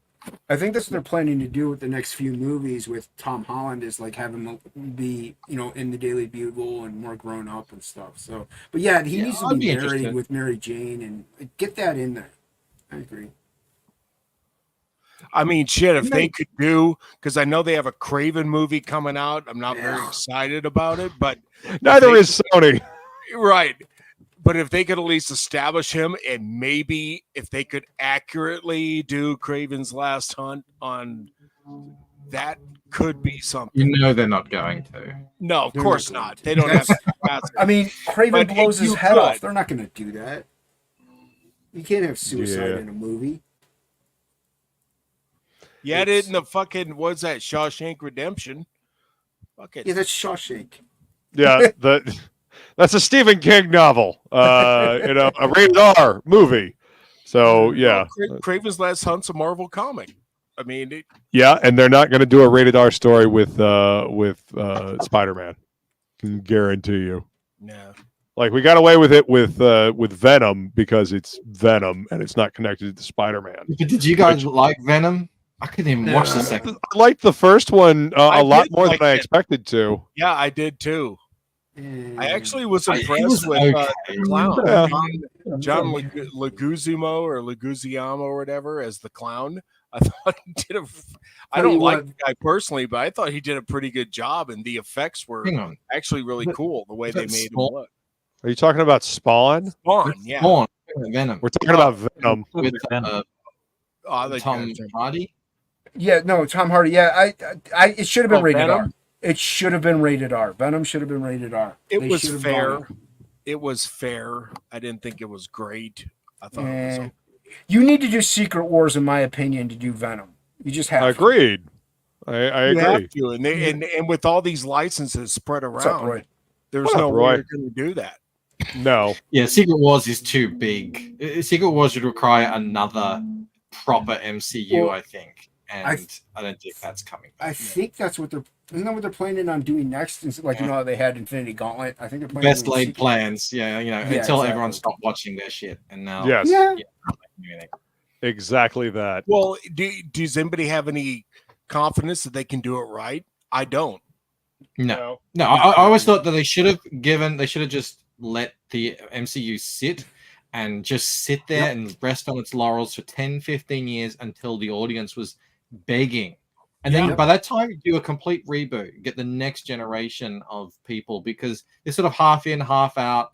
It's not working. Oh, this guy's changed. Just like Star Wars. They got Just like used to Star printing money, and they wanted to keep that up. Yeah, but we own it. I mean, they so we're found gonna- out, didn't they? Yeah, they have literally choked the golden goose to death. Well, because they hired people who hated the franchise and who hated George Lucas and who hated everything. And he hate the stood fans and think Yeah. the fans. Fans. But new but fans. working for these big name companies, these IP farms now is good for my CV. I've got to have that on there so I can maybe get my own fucking Netflix series to dump my generic ass stupid fucking ideas out onto everybody. What's up, Edwin? Yeah. What up, Edwin? What's going on, guys? Not a whole lot, man. Doing our Tuesday thing. Right. I love it. Yeah. The best show on Tuesdays going today, man. Thank you, sir. I appreciate that. We have fun here. We have fun here. That's right. Laurent. That's right, man. I think I shipped his out too today. Shipping out frogs. Shipping out frog G's are happening. I sent books to the printer today. Nice. Feeling very relieved. It is a relief. Hell yeah. So that's for the website backers. Well, everyone's getting the same book, so That's true. I've overprinted an amount. Yeah. We did too. It'll all be fine. Just if there was somehow 300 backers hiding under a rock somewhere, that could have caused an issue, but a good issue. I would have I dealt with wouldn't complain. it. So, but it's fine. Yeah, And everybody pick it up. it's such. Man, I've never checked a book so many times as I did this one. It's like every single square inch of that thing. To be fair, your first book was one of the most well-received books out there. So you had a lot of hype to live up to for the second one. So you kind of had to bring it. So yeah, there double check weren't it any as it errors. was. Yeah. In it, so I want to kind of keep that tradition going. Yeah. So yeah, people are very excited about getting loose into it. I am as well. And RJ's fulfilling that, right? No, I'm fulfilling it. Ooh, oh nice. Bancroft, if you want to load some of those books, I hear eBay is the place to be right now. So Shelby, you want to sell the books? Break up. It's a wind tunnel. go another 3 hours. So I just saw a picture of Clark Kent, or supposedly it's going around on Twitter. I posted a link in the our Twitter. Is this real? The Clark Kent with the fucking Brillo head? Yes. Someone said he looks No like idea. He looks like a party wig. It's a very bad wig. So I posted it in Twitter. There's a in TOPicLESS. Okay. in TOPicLESS. Can you pull that up, Luke? Sweet fucking Christ. You want me to do it? I can't see what. No, I'm talking about the picture. Hang on a second. No. Share God it damn. with the chat, man. Share it. Oh, Jesus. Like, is this real or is this a joke? Because There, I'm sharing it. He be busting on his life, yo. What in the hell? Does he take the wig off and then turn into Superman? What's up, Si? I wondered what he does there because it actually looks like a disguise. You know, the Yeah, clothes it does. fit right. All he needs is a fake mustache, and he's it looks like disrespectful. He's right, Groucho Marx or something. Yeesh. Yeah, but what do you do with the hair? I mean, I guess it's a wig, and he just rips it off. I guess so. It's a disguise. I mean, wouldn't you do like a different color wig then? Like, I mean, I don't know if you're gonna. I don't know. But people are like, sorry, no on the hair. And the thing is, I don't know if this is even real. So, but this is what's going around Twitter. And I don't think that's real. Yeah, I mean that looks like a terrible decision if it is. It could be something. Would it It could be surprise something you? in the story. That's what I'm saying. Like, I don't know. If it is something in the story that's interesting. And no, Si, I don't want a blonde Superman. I'm saying if it was an actual costume, wouldn't you go with if it was an actual wig as part of the story, like he's in a costume, you know, Like wouldn't you go like with the a different Spinal thing? I don't Tap know. guys or something. You know, like give him a Spinal Tap wig. Yeah, but this one goes to 11. Well, I don't know. Anyways, just something I thought interesting on Twitter. You know. Lord Yeah, have there seems to mercy. be a lot of pictures leaking from that movie set. I don't know. It almost seems like they might be leaking some stuff to gauge reaction. Like, all right, is this is what we're thinking? Is this going to work? Oh shit, they're not liking that. Okay, maybe. Yeah. No. Hey, but that's not a bad idea to do. I mean, that's basically what Sonic did. We were talking about Sonic the Hedgehog earlier, and like that's what they did. They leaked it. Nobody liked it. At least they fixed it, and they reaped the rewards from it. And like you said, that's what they did for Wolverine. They fixed his sleep. That's my conspiracy. I believe that they did that on purpose. Yeah. So people go, oh, you know, they'll believe that they fixed it, but they go, no, they were planning that all along. We fell for it. I mean, they got us. I didn't fall for it. Yeah. I didn't see that either. What did that prove? That they knew it was bad ahead of time and that they should have just made it good to start with. Yeah. It's you know, you're very deep. It is possible. Huh? Luke is very deep. Like totally, man. Deep thoughts. Deep thoughts with me. Yeah, totally.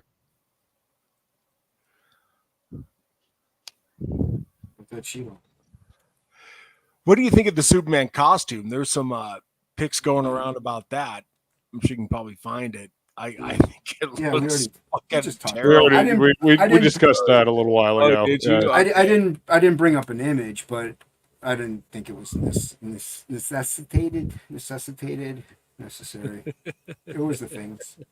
It literally made me laugh the first time. I'm like, really? That's what I was saying. It's not the hardest thing to get right, and they just can't get it right. Oh my god! Well, again, it's because the suit is just too simple.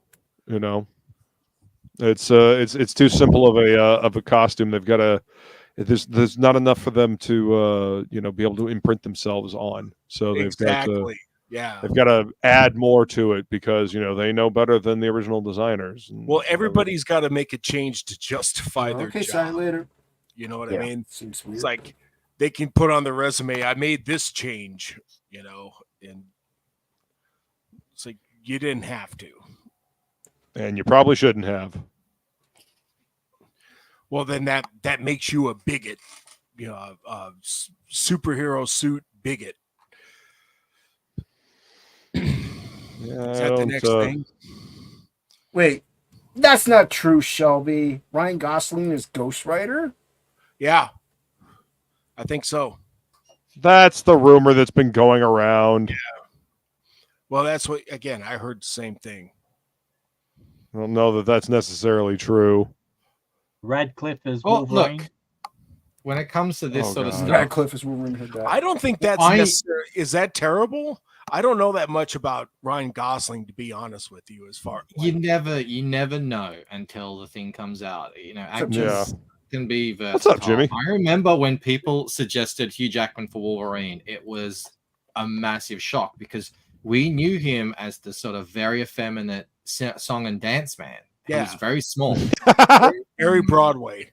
Yeah, exactly. You know, he's like, super skinny, and just like we're just like, what do you mean? That's like the most insane casting choice ever. And then he ended up becoming Wolverine. It was the same thing with Heath Ledger as Joker. Heath Ledger's just coming off making out with a guy in Brokeback, and they're like, and he was also like, the super kind of pretty skinny, boy, he's beatific face, Look at Ryan Gosling in I mean, I don't care about the opinions of the movie, but he did a good job in the Blade Runner 2049 or whatever. Yeah. So he was good in it. Yeah, no, he's a competent actor. So I mean, if that's a genuine casting, then he might surprise everybody. I don't think that's a bad choice in today's market. He just did that movie, The Fall Guy, as well. So Shelby is inserting his own personal viewpoints on Ryan Gosling onto the role because he doesn't like Ryan Gosling.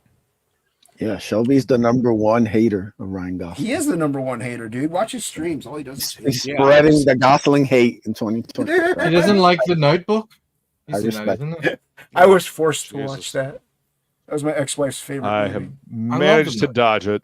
You would, Bancroft. You would. I like romance. Put your blouse back on.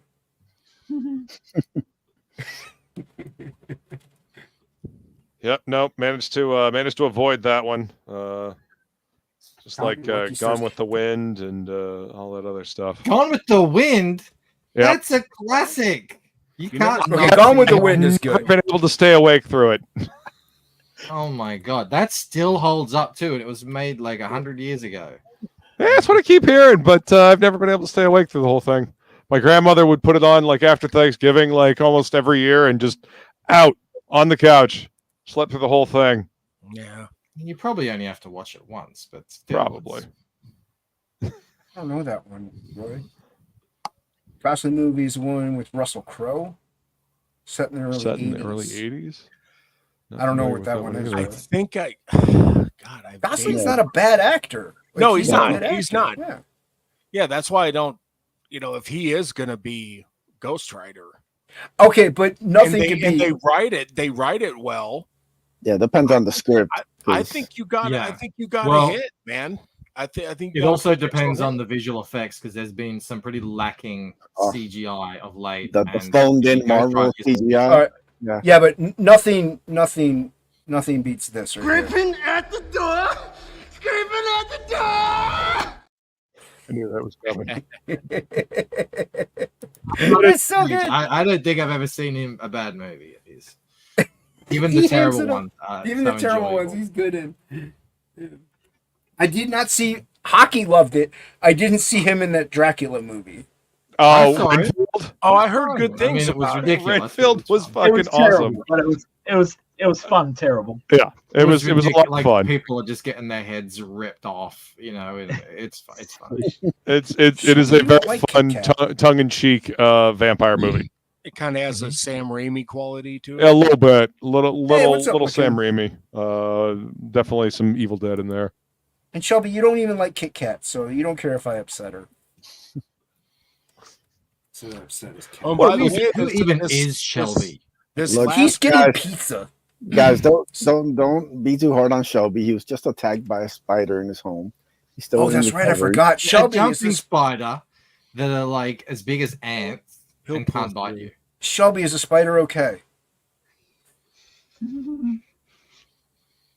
So this Probably. past weekend, it was Bruce Campbell's 65th birthday. I think on Saturday. Happy birthday. Should I send him the link? Nah. If you can send him a I don't message, sure, why not? Are we I gonna don't have wanna talk- Are we gonna have beanie weenies and mayonnaise? Sure. Ew. Why not? I mean, Ew. there's a lot of white people on panel. We like mayonnaise. I like mustard, thank you. I like mustard too. You like some mayonnaise. It's spicy. Yeah.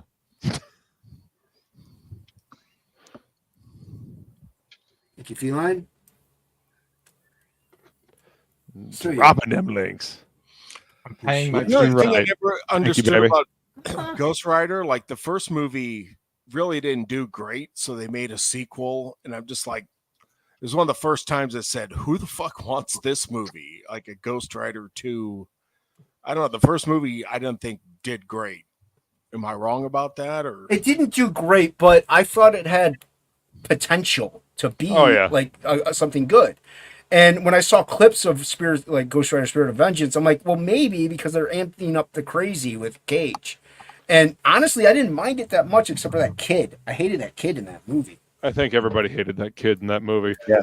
The second one had more of like a grindhouse feel to it, Yeah. in my opinion. You know, I Yeah, think it it was wasn't a better representation of Ghost Rider. The first one No, had too much of the like the Daredevil you know, sheen of like superhero, I guess. I don't know. well, I Yeah, guess it is. exactly, Dale. I'm not making my point. So I'm not really critiquing the movies. I mean, I could take them or leave them, but it's basically back in the day, you had to do something outstanding to get a sequel. You know what I mean? Like in Ghost Rider. I don't know about that. I think they kind of was like they were trying to almost reboot it by Yes, making there was a sequel. soft reboot. It was a soft reboot. Okay. And so yeah, All they right. just didn't go right. So that's why they stopped. But I know Nick Cage liked Ghost Rider. Yeah, Yeah. absolutely. I always thought he was kind of an odd choice for Ghost Rider, but it worked. Yeah. it did. I thought he was a little too old for the role, even though they tried to, youthen him up. Right. That just doesn't seem like Johnny Blaze. Whereas Ryan Gosling, I think they could, if they youth him up a bit, I think he would Well, look better. I also think Ghost Rider needs to be a full-on horror movie. Yeah. Yeah, I agree. Yeah, it needs to be dark. It has to have like Mm-hmm. just this kind of Who has the It's rights? the kind of tone that the original Blade movies had. Yeah, Who exactly. has the rights to Ghost Rider? Is it Disney or is it? Oh yeah, somebody- it's Disney now. The rights They- for Daredevil and Ghost Rider and Punisher and all that shit reverted back to Marvel and by way of that Disney a while ago. Well, I thought that was one thing that was kind of holding up everything. Actually, was they were disputing the rights. Like somebody was disputing who owned the rights for Ghost Rider, and that's why they haven't done another movie. Now, this is just me, what I thought.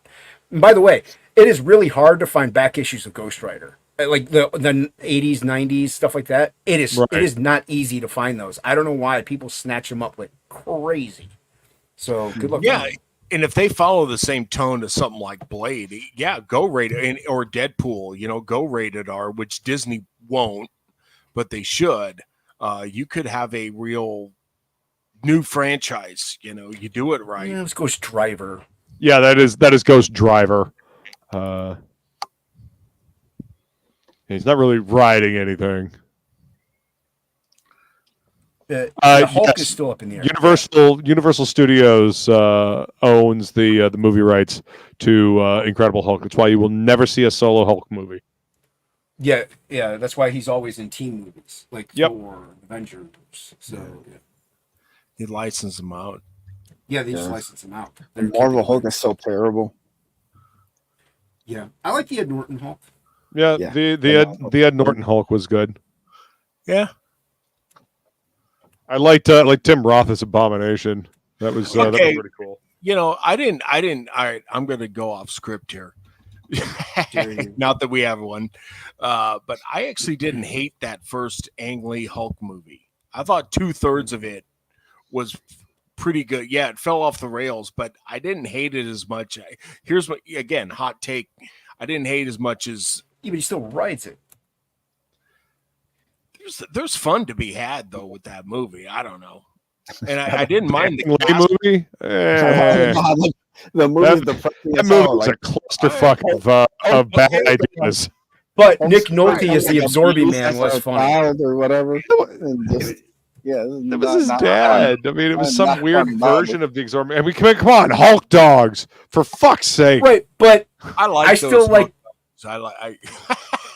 thought Nick Nolte was good as the absorbing man type character that he was. Like he acted well in it, is what I'm getting at. You guys didn't like Clive Owen, or who? No, Clive Owen. Bana. That's his last. Oh, name. Eric Bana. Bana? Yeah, remember Clive Owen. I'm sorry. You're good. The only reason I think that's the trying only to reason. think through my head, like, what do you I play? get them mixed up. But I thought Bana did okay, and Jennifer Connelly. What's wrong with her? Like nothing wrong with Bana that. was only good as Poiter. I must say. Exactly. On Poiter. Yeah. I'm just saying, I didn't hate the movie as much as the regular community does. Like, you know, I was working at a comic shop in New Hampshire when that movie came out, and we got a free sneak peek of that movie the night before. So it was like a couple of days before the movie was to come out, and I got off of work and went to go see it. I fell asleep during that movie. Damn. Like the beginning of the movie is so fucking slow and boring until it finally gets to the Hulk, and then it's exciting. I mean, I literally fell asleep at the beginning of that flick. Yeah. I'm not saying it's good. I'm just saying I don't hate it as much as the regular community does. Well, that's fine. I can like it it. Says you have to hate it. You know, you're allowed to like bad films. That is allowed. Is it? Is it though? Yeah, it really is. According to everybody else, it isn't. Really? According to everybody else, you're supposed to hate everything. Well, according to me, it is, and I'm correct. So there we go. Yeah, you like Zeppelin. What do you know? Lots apparently. Past his first. Yeah, the movie went steadily downhill. Yeah, when he's suddenly like 20 some odd feet tall and his head is just about as big as one of the soldiers, I'm just like, yeah, I don't know about all that. I didn't quite get that. I'm like, why is he getting so big? I didn't get that either. Doesn't make any sense. Why is he getting so big? He got angry. It says kick Jason. Angry. You kick me. You come on here and kick me. You can't do it. You can't do it. K-pop. Yeah, K-pop. K-pop knows something. No, Jason doesn't like Jason Zeppelin. does not like Led Zeppelin. I don't know. like hacks and thieves. I'm sorry. There's no accounting for piss poor taste. It's all right. No, I don't like people who steal things. It's just me. Mm-hmm. I like. And people you like who comics? I like comics. I don't like people who steal things though. I Tons don't like of thieves. tracers. Thieves, cowards. I don't like tracers. Well, then Batman was stolen from the Shadow. This is true. That's different. That's different. Borrowing is not stealing. Yeah, but where's the Shadow As long now? as you and where's steal it from the Batman? air around you. Exactly. Dale A says, "I've lost all respect. I'm going to start tracing everything now." Just to spite you, apparently. Tracers. All Your of you. mother's a tracer. Your mother was a tracer. I was going to You're do that one. tracing but- your own art right now. No, I'm tracing Ink Spots' art right now. And actually, I'm making it better after I'm done with this crap. It's called improving. Exactly. I'm improving Ink Spots' garbage. Brutal. I'm sure he'll appreciate I don't even know what he did, so I have to make up half this stuff. What is I this? was going to ask, can I'm you like even see what Shelby he now. did there? Or, It's like Shelby. God. I do. I hijack Ink Spots' artwork. I'm just going to draw this. I don't know. I guess these are snakes. Yeah. Are you drawing Oh, God. Margot Robbie there, Hocky? I am. Oh, let's see. Good luck. So we have 2 people drawing on camera. This is their best drawing stream ever. Best drawing screens. Jesus Christ. Nice. You know, I Look at met her, Hocky. Did you? Yeah, before she was mega famous. I met her when she was on Neighbours. Oh, really? And, Was she on and- Neighbours? I hadn't watched Neighbours Yeah. for like 30 years. So Well, I didn't even know. my she was in sister it. watched it, and yeah, we were going to this event, and she's like, Margot Robbie's gonna be there. I was like, who? And she's like, she's the most beautiful woman in the world. And I went there, and she was really dressed down. She had dark hair. She had a cap pulled down low over her face. She did not stand out at all. She looked like any other chick, you know. And then she became the most beautiful woman in the world, massive movie star. Yeah, it's true. Yeah, but you're attractive even dressed down plain Jane. You know, you got a little something. Oh yeah, she wasn't. Yeah, she wasn't. I'm just saying she didn't, like, you wouldn't have stopped in the street and gone, oh my God, that she should be a movie star, you know. She should be a friggin' like an extra Marilyn Monroe type, you know. Should be an extra. Bancroft's like, she'll never make it in Hollywood. Strictly TV. Strictly TV star. I pulled it down. I said, "You're never gonna make it. Just give up." Yeah, that's true. Was she nice back then? Like, as in, you know, it was a very, very brief meeting. I was there with about 5 other people, and you know, she was just, you know, I didn't even know if we spoke together. It's more just like the group speaking to her.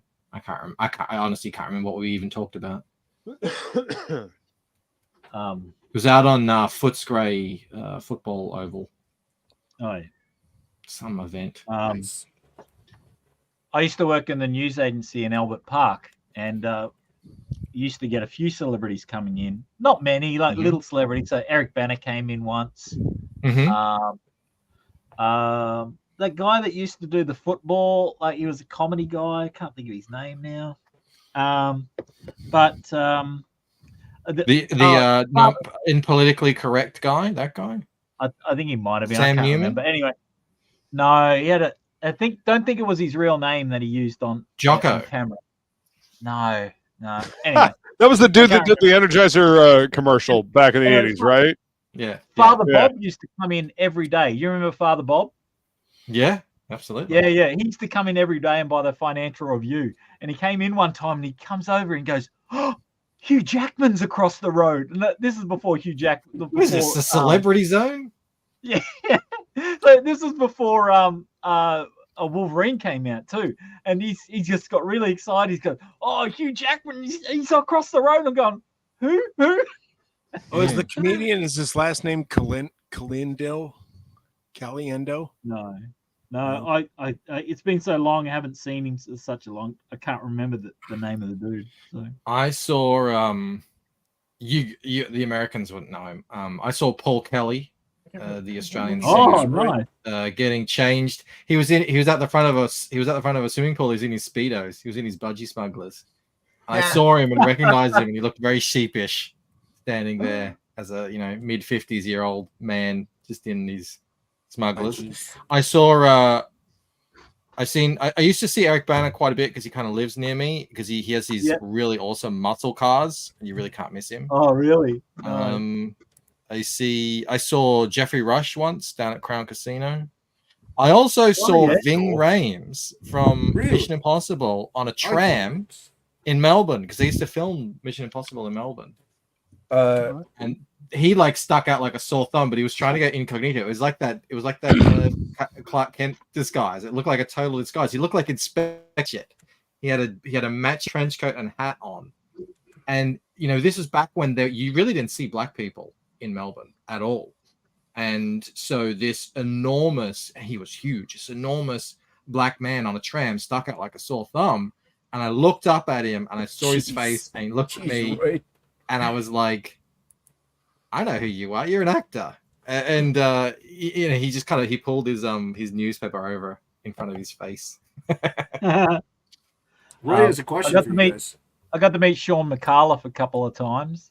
I love Sean McAuliffe. Yeah, he is hilarious. These guys have no idea who we're talking about with the Aussie celebrities. No, they don't. Nope. No. He's so good. His comedy. Roy has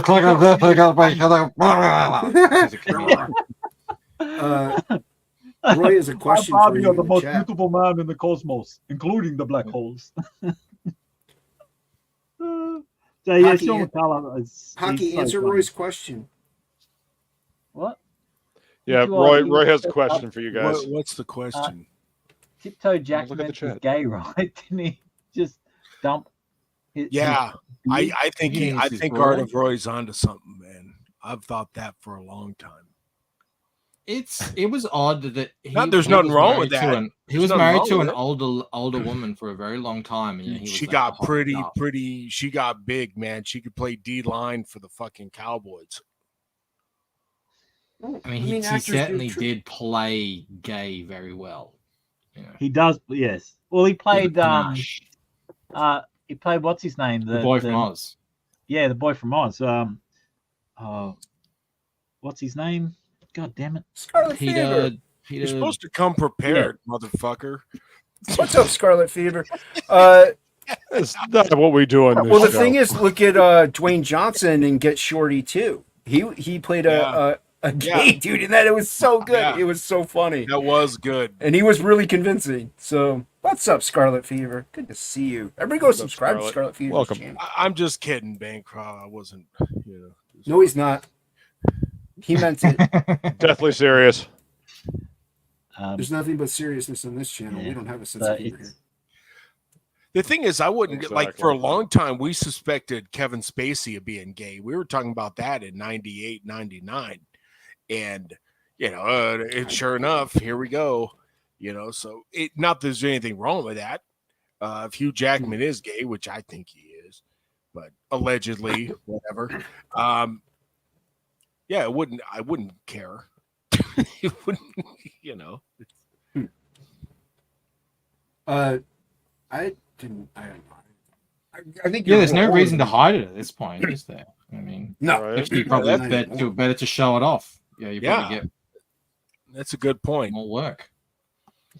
That's it. I don't know what you did, so I'm just gonna do this. Check him up a little bit. There you go. Boom, boom, boom. Okay. Some claws over here. I don't know what this guy did. What are you drawing? Nobody knows ink. What are you blabbering on about over there, Jake? I can't see it, so I have no idea what it is. I'm going to make it up. Can't make it That's out. Just gonna Essentially, make it up. essentially what that was. Yeah. Yeah, get some Death Metal Hero merch. Thank you, baby. I appreciate that. Feel like dropping the links in the chat. Chop parsley. So easy and so good. You gotta try. Oh yeah? This It is, isn't it? What? I do like some chopped parsley. I also. was watching on Twitter. There's a woman making mashed potatoes out of Pringles. They're just stupid. They're just stupid. Yes, boiling water. She puts like 2 cans of Pringles. Meaning Pringles are made out of instant potatoes. Got it. Yeah. The best thing is to watch Gordon Ramsay respond to those. Oh yeah, they're fucking great. He responded to this Mike Choi Eats or something like that. That made this stack of like cheese and meat and cheese and meat and cheese and meat, and then like dipped the whole thing in batter made out of like hot Cheetos, and then fried the whole fucking thing. It was insane. It's like 2,000 calories a bite. Oh my god! Seriously. Sounds like an early death. It really does. It literally looks like a stack of coronary. I'm trying to eat things now that only have one ingredient or one or two. It's difficult, but the idea of eating these monstrosities, it's so unappealing. Some of these things look like they would literally kill you if you ate them more than once. Yeah, like they advertise it here too. You're like, come and have the heart attack burger. I'm good. No, thank you. Yeah, but think I'm good. At least they let you know what it is. Like, I mean, True. you're not- At least they're warning you up front. they're warning you. Yeah. It's hard not to when you're eating a burger that's bigger than your head. It's like maybe you might want to warn people about this one. I mean, Yeah, it's like if you eat it grass-fed under beef. 30 minutes, it's free. Like, thank you. The $20 is worth We money. have the ambulance on Yes. standby after Yeah. 31 minutes. Yeah, dude, that's like a tank of gas. We need that. Go on. That's a tank of gas there. Wow. I don't know. I don't drive. You guys complain about your prices. Petrol here, I think, is double the price, and I think it's triple or quadruple in Europe as well. This is coming from someone who hasn't driven a car in 20 years, Bancroft. Yeah. So a tank of gas is probably about double what Jason said, depending on the size of your tank and what type of car you drive. If you drive a truck, it's quadruple what Jason said. If you live in the Bay Area, it's even more. $20. If you live in the state of California, I imagine that it's horrendous. Yeah. Shipped a few packages to California. Some Frog G coming your way. Keep your eyes peeled. Should be getting. Some people should get them by Thursday, because I shipped some to Pennsylvania. Whoop whoop. So, yeah, get some Frog G's coming. Getting that Frog G. That's right. Back it now. You may get it sooner than you think. Art of Roy says Cracker Barrel is the worst food. I went to Cracker Barrel. It was okay. Yeah, it might went be there different. as well. It's always just okay. I gotta agree with Roy. It's not that good. I didn't like it. The one that I went to. Breakfast is where it's at. The rest of their food is mid at best. I just had pancakes. I didn't. You really can't fuck that up, though. It's kind of hard. Yes, Yes, you can. It's hard to mess them up, but you can. Yeah. I mean, I didn't walk away going, "Oh, I'm so glad we went to Cracker Barrel." It was more just the experience. It was very American. They do have a fine wall of Stewart's cream sodas. Don't base your opinion on the rest of the country on Cracker Barrel, please. No, you know what I mean. It's like Americana. No, I say you can judge America by how far Cracker Barrel has fallen over the years. We're in the same state. Oh, yeah. You can't judge white people by Cracker Barrel because it's got their namesake in it. That's true. Now, see, people I've taken to In-N-Out Burger always actually they appreciate it. They like, yeah, I'm glad I went there. Yeah, I should have tried. A fast food place that we don't have here. There's so many, but I didn't. We went to Subway, but I liked sort of judging, seeing if it was the same as it is here. And it was. Did you ever go to Oh yeah. Did you ever go to Outback Steakhouse, which was like? Yes, we went to Outback. That was good. Did you get the bloomin' onion? Bloomin' onion. I did. Yeah, we posted photos of it and everything. There's one in Sydney. An Outback. Is there? Oh, that's good. Yeah, but so I watched this YouTuber. He was comparing it. He flew over to Australia to check it out, and I know. He's going, oh, what's it? And he said it was pretty good. It's just that they took away a lot of the stupid Australian stuff that they have in it. So. Yeah, it's pretty funny. They're like, get a Queensland such and such, and because they have a Queensland, they made a Kingsland thing as well to go with it. I'm like, there's no Kingsland. Oh, for fuck's sake! No, but there was a comedian. I think he was Australian, and he got up on stage and read.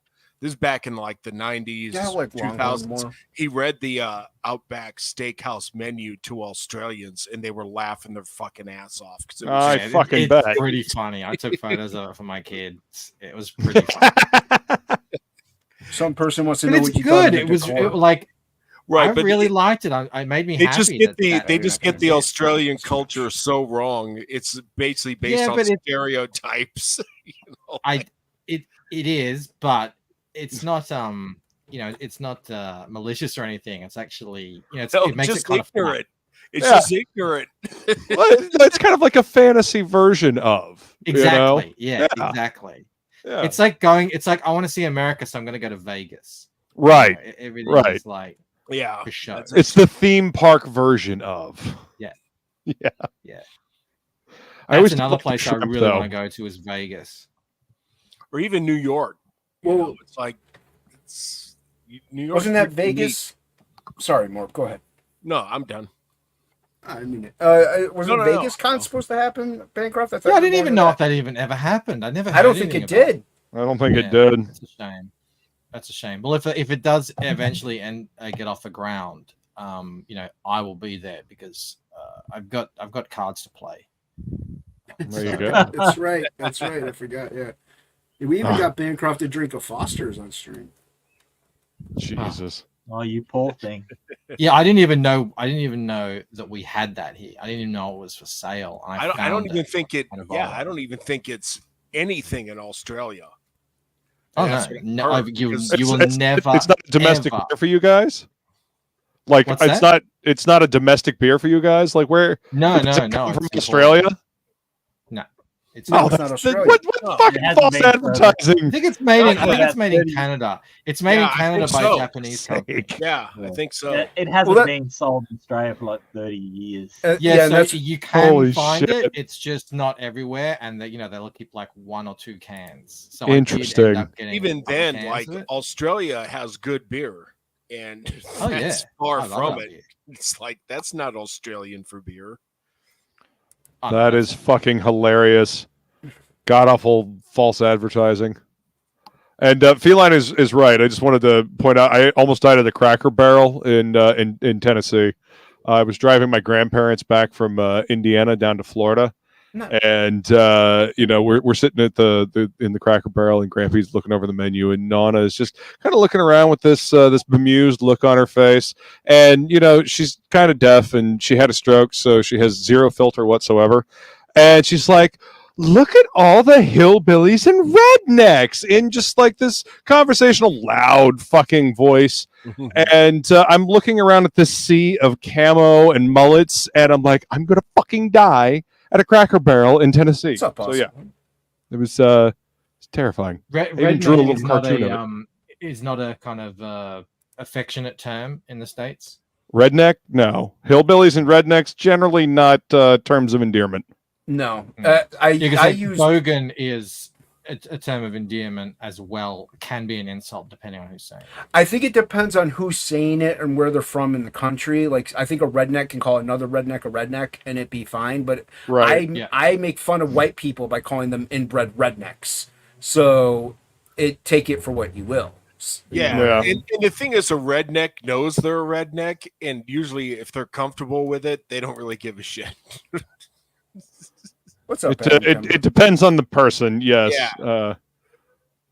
So it sounds actually a little bit like bogan. but kind of Awesome one says, as a resident of Tennessee, that is a compliment.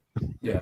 But see, in Ohio, I'm in the north, and being called a redneck is not a compliment. So, yeah. Because I think a redneck is actually kind of like a laborer, somebody who works outside. The sun beats down on them, they get their necks get burnt. Well, that's what a bogan is as well. Yeah. Not necessarily like working, but definitely working class. Because a lot of bogans, if someone is unemployed and just living off the dole, like people call them right a bogan too. Yeah. So yeah, like people set off fireworks here, and I call them white trash inbred rednecks. Yeah, that's yeah. So yeah. It's really the white trash implications that that kind people of puts generally that spin on it. Yeah. Yeah. But I'm allowed.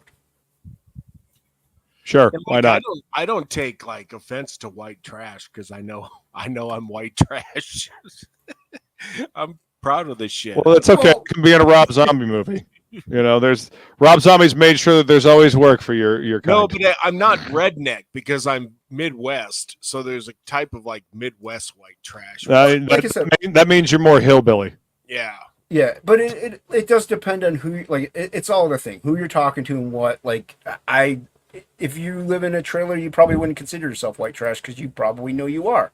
So, and not to say people who live in trailers are white trash. There's plenty of people I know that aren't. So, yeah, there's some nice arguments. It's about owning that. It's about owning it. Yeah. Yeah, like separating yourself from people who look down on people.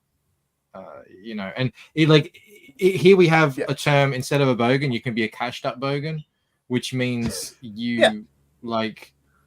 have come into money, but you come from the working class. So, people will joke and say, oh, he's clearly a cashed up bogan because he's driving a really gaudy car. He's got this massive McMansion with, 2 massive double doors, right, like a balcony fronting the street. And, it's like that. But people will own that as well because they're like, yeah, I'm not from the elite, but I got a lot of money. So I'm a cashed up bogan. Yeah. Like, Middle class. No, he's like Middle class Bogan. Yeah, or even richer than that. Upper middle Bogan. Yeah. Upper middle Bogan. And like Roy says here, you know, there's rich. Yeah. There's different terms, you know. It all depends on who you are and what you're allowed to say, pretty much. So, you know. Yeah. But, Depends whether you're in polite company or not. True. Yeah. I can own up to some things, so other people can too. Like and subscribe, everybody. Yeah, do it. Indeed. Back the Ace. Back the Lucent. Sign up for the Mercenary Guild. Back Curiosities. It's gonna be coming out soon. That's right. That's right. Things Yeah, are on Ace, their way. Yeah, Ace just crossed the 2,000. I think we're at 2,100. Nice. There we go. Hell Getting yeah, about dude. $900 to get funded, guys. We've got like 35 days to go. So thank you, everybody. Keep sharing. All right, let's out. get it funded on this stream. Let's do it. That's right. Let's do it now. What's the longest book Is you've this made, it? Edwin? What's Say that again, Bankrupt. What's the longest book you've produced in terms of pages? It's 32. The Ace is the longest. Yeah, I usually I shoot for I shoot for floppies. You know, I'm a fan of them. Yeah. First off, so I just think they're also a little easier to you know, it's less wait time, so you can turn them around faster. I thought making, you know, square bound, perfect bound soft covers was a deal. I'd try making hard covers. I was like, you gotta be kidding me. You got this bleed, you got the end papers, you got all sorts of crap. And yeah, it's a whole thing. I don't God, they're envy any expensive. other Oh people my doing God. anything over 100 pages. Like Sim was telling me like horror stories, trying to get. Hey, it's the worst. I spoke to the Sam. I asked him as well. Yeah, it's I'm the doing- worst. You're like doing checking 70. through things and you're up to page 40 something and you're still not even halfway. You're like, oh my God. I'm doing 76. And As long as Yes, we are. my first. It's my first, and it's 76. So I kind of bit off a lot. Good luck. Yeah, I did need it. I did Thank a 64 page story with 80 pages or something printed. So on my first one, I did. you 60. can do it. It's just It's the work. I'm going back to 60 pages for all future books. I'm never doing a 100-page book. I'm probably going to do 24 or 48. Either one of those two is what I'm doing. Probably I used 24. to I kind release of like the 80-page floppies. monsters back in the day. I remember those. Well, I like doing the 24s because I could kind of get them faster and do low print runs, keep costs low for the book, and people can back it better. It's harder to spend $25 than it is to spend $12, you know? So that's just, but you're getting less book. So it does, the price difference. Well, is and you can get justified. them out quicker. Exactly. So that's kind of why I want to lean towards that. So after Frog Getting the G- books out quicker is Yeah. I hear you.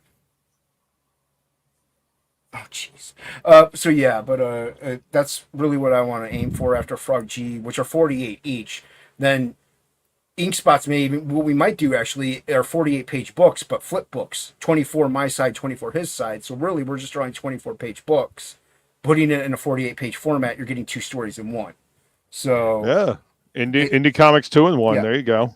So there's things like that we're planning as well. So we got ideas. That's using the old noodle, figuring things out. You know, because more comic story is better always. And you know, anthology books, and I mean the 2-in-1s, they were popular for a time. Yep. Dude, I love Marvel 2-in-1. I love Ben Grimm. Those were great. Right. They were fun stories, and you know, you got more bang for your buck, as it were. At least it always felt like it. It always felt like you were getting more story. Hocky, Roy has a question in the chat. He says, what's the Aussie version of having an engine block hanging in the front yard or a deer stand in the backyard? What's a deer stand? That's where you clean, like flay a deer? Yeah, that's where you put a deer on and clean it. because we don't really have game like and that, I don't mean people don't clean really eat like soap kangaroos. and water clean. Yeah, Yeah. We're really not allowed to. Well, some people shoot kangaroos on their farms, but that we can't technically kill native animals. Yeah. So have you? They do. Yeah, they do eat. We do eat kangaroo, but it's not popular Okay. because it's not very nice. But Okay. I there is a don't mind culling season. It's fine. It's fine. It's a bit. Heard it's a bit rangy. Yeah. Gamey. But there is a culling season. But but no, people don't just eat it like deer. That's not a thing. So, but as for the I remember growing up with some people with engine blocks in their front yard, but you got a car on milk crates. yeah.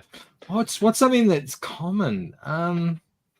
Usually That's just a Kentucky. fence falling down. Really, is probably the most common. Like a wooden fence that's not complete or something like that. Instead of out the back having a deer stand, you could have the hills hoist with a goon bag, a goon of. Oh yeah, yeah, that's true. That's a goon bag is a cask wine. Rogan roulette or whatever it is. Bag.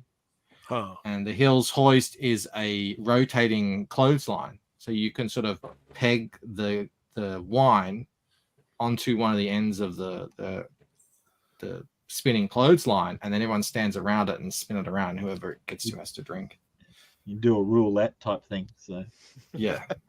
I did it once, and it was the worst because my brother insisted on it being red wine, and it was a really hot day. Oh, what? It was vomitous. It was the worst. I have yet to do it, and I've been lucky enough to avoid it. Reason for making Hocky's been dodging it for years. Larger than 22 pages.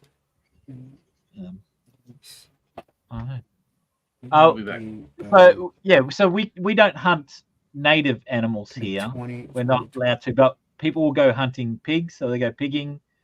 You can kill rabbits and foxes. Let's go pigging. Pigging. Yeah, I think that means something else here in the States. I think one reason. Sorry, Hockey, keep going. I'm sorry. Go ahead. No, I was about wording. Is I was going. They laugh at me when I say bikies, Bancroft. We make fun of Hockey for saying lots of things, because he makes it all up. It's gobbledygook. Roy, one reason I think a lot of people do that is they do for like a big book because it's a self-contained story sometimes. So they'll make a thick, 80-page comic and finish it all in one go rather than people waiting a year to get like 2 issues. Not only that, if I didn't work full time, I can easily crank out 4 22-pagers in a year. I work full time, so it's hard for me to sit down 8 hours every single day to crank out a page a day to do that kind of work. So it's a time frame thing as well, I think. It's just there really is no standard you can do. There's nothing wrong with doing 4 22 pages. It's whatever. Yeah. Yeah, it's whatever is working for that person. Like for me, 22 pages just wouldn't be enough story to justify a campaign for the way I write my book. I think that's usually the problem. It's very, what's the word? Decompressed. So, and also as well, the shipping.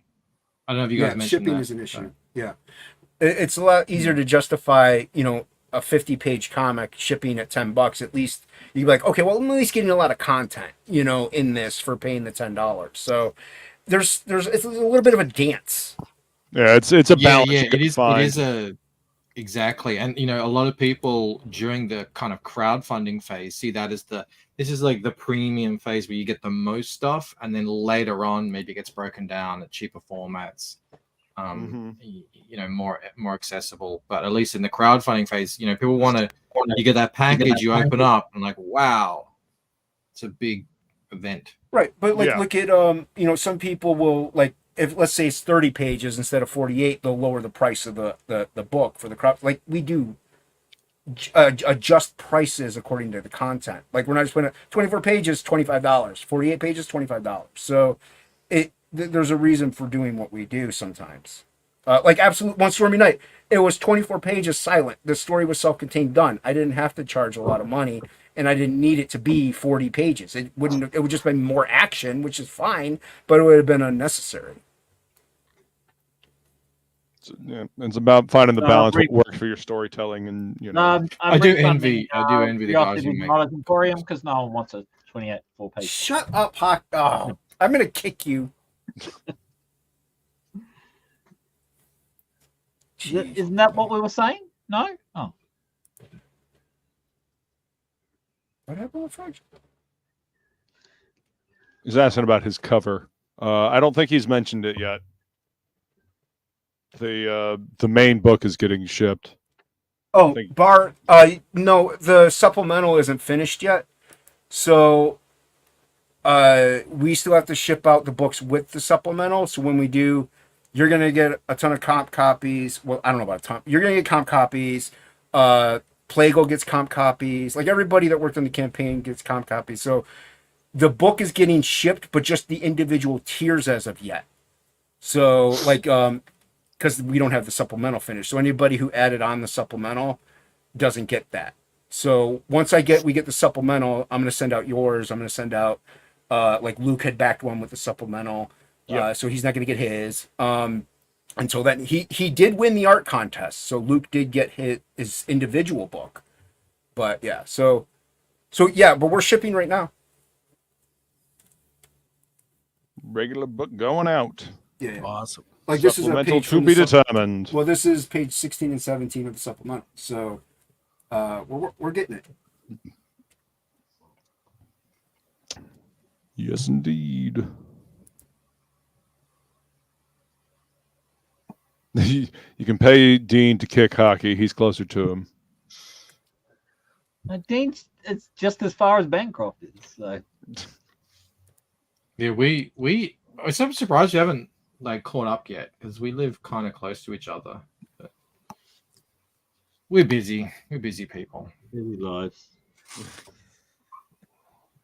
Well, yeah, everybody's busy. I still need to organize a meetup down here. You guys have should. Have you guys not done a major meetup down there? I mean, there's not a major one. I met the Bartons and Rob just for drinks. Nice. I think cool. I think Clayton was either getting married or celebrating. Oh wow. The birth of his child or something. I can't remember, something like that. I think it was his child. That was a while ago.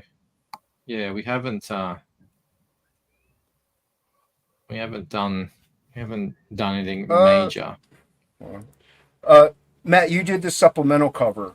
The main books variants were Irene and Plegel. So you did the main cover for the supplemental, the only cover for the supplemental book, and Yaki colored it. So yeah, you knocked it out of the park, dude. It's insanely dope.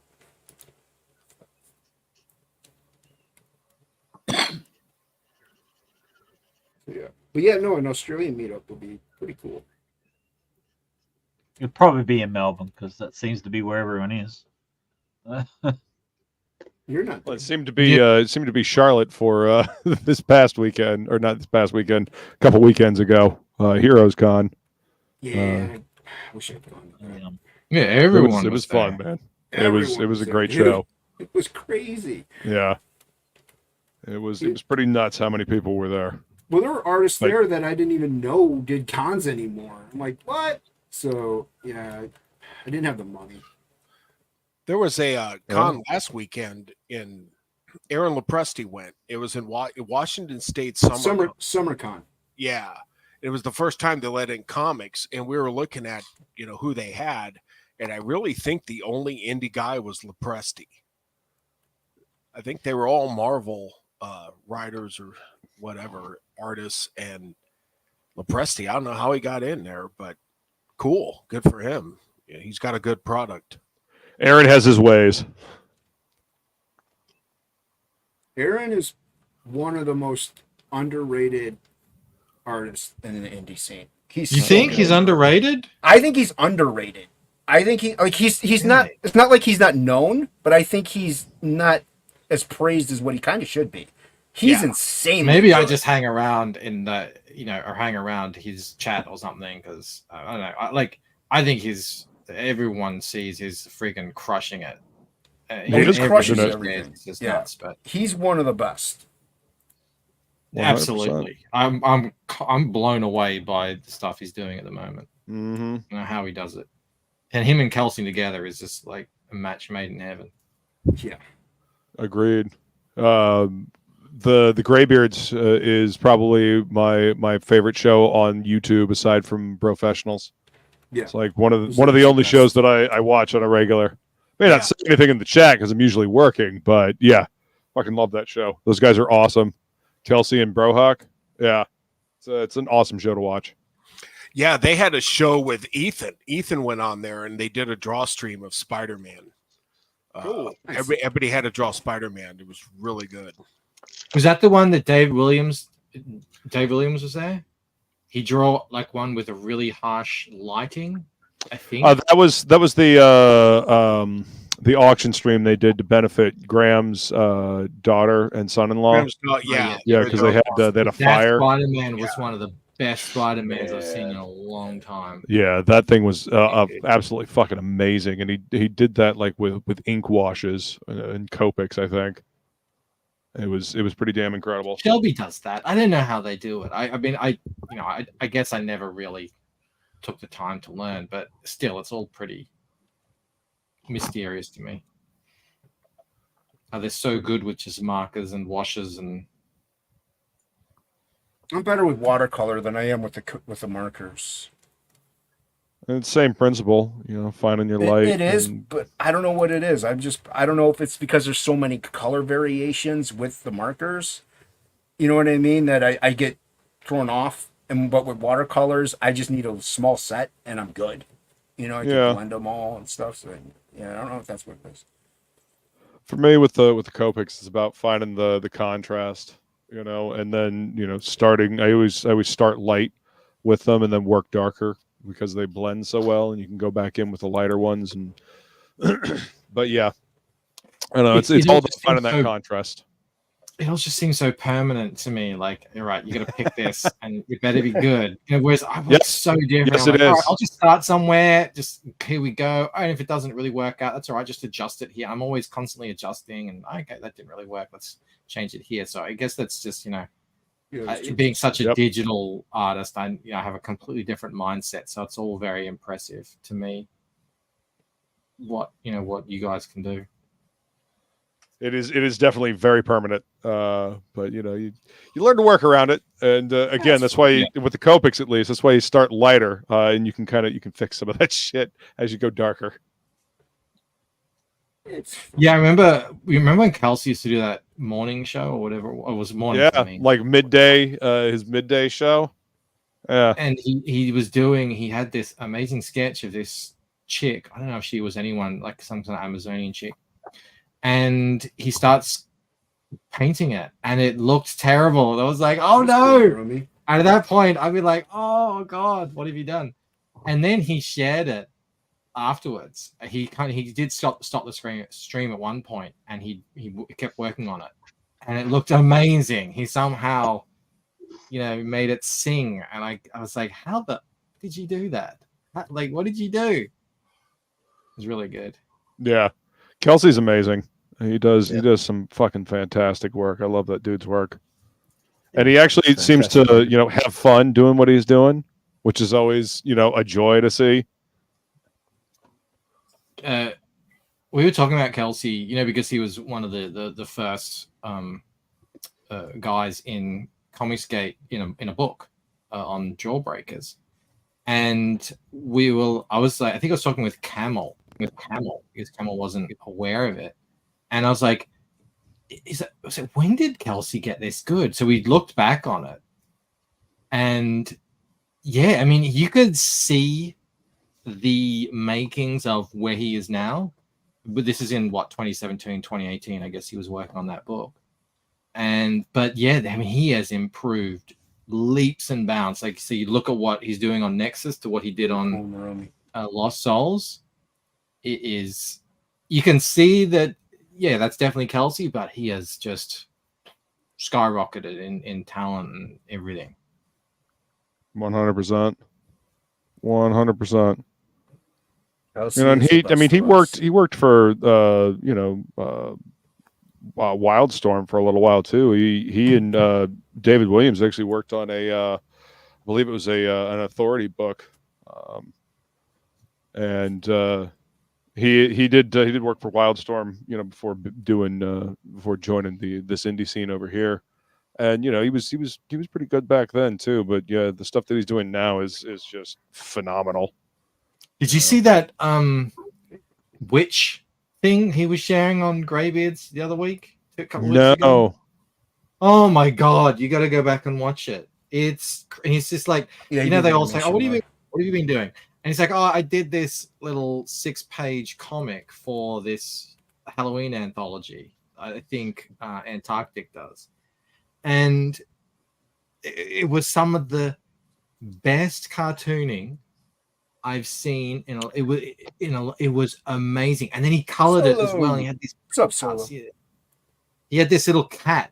It was this story about this teenage Solo? witch and this little cat, and it was responding to everything. I was like, oh my god, yeah, it was really impressive. I think it was 3 weeks ago on the Greybeards, maybe 4. Okay, I'll have to go back and look at that one. At the start, when they're just sort of shooting the shit.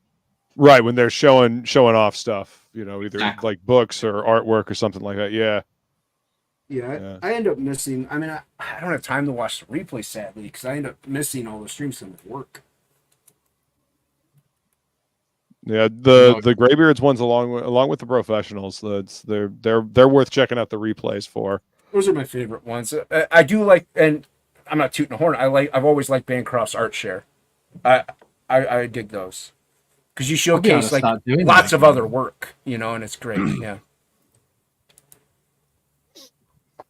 I mean, you don't have the time right now to do it. It's the thing. No, yeah, I was just like,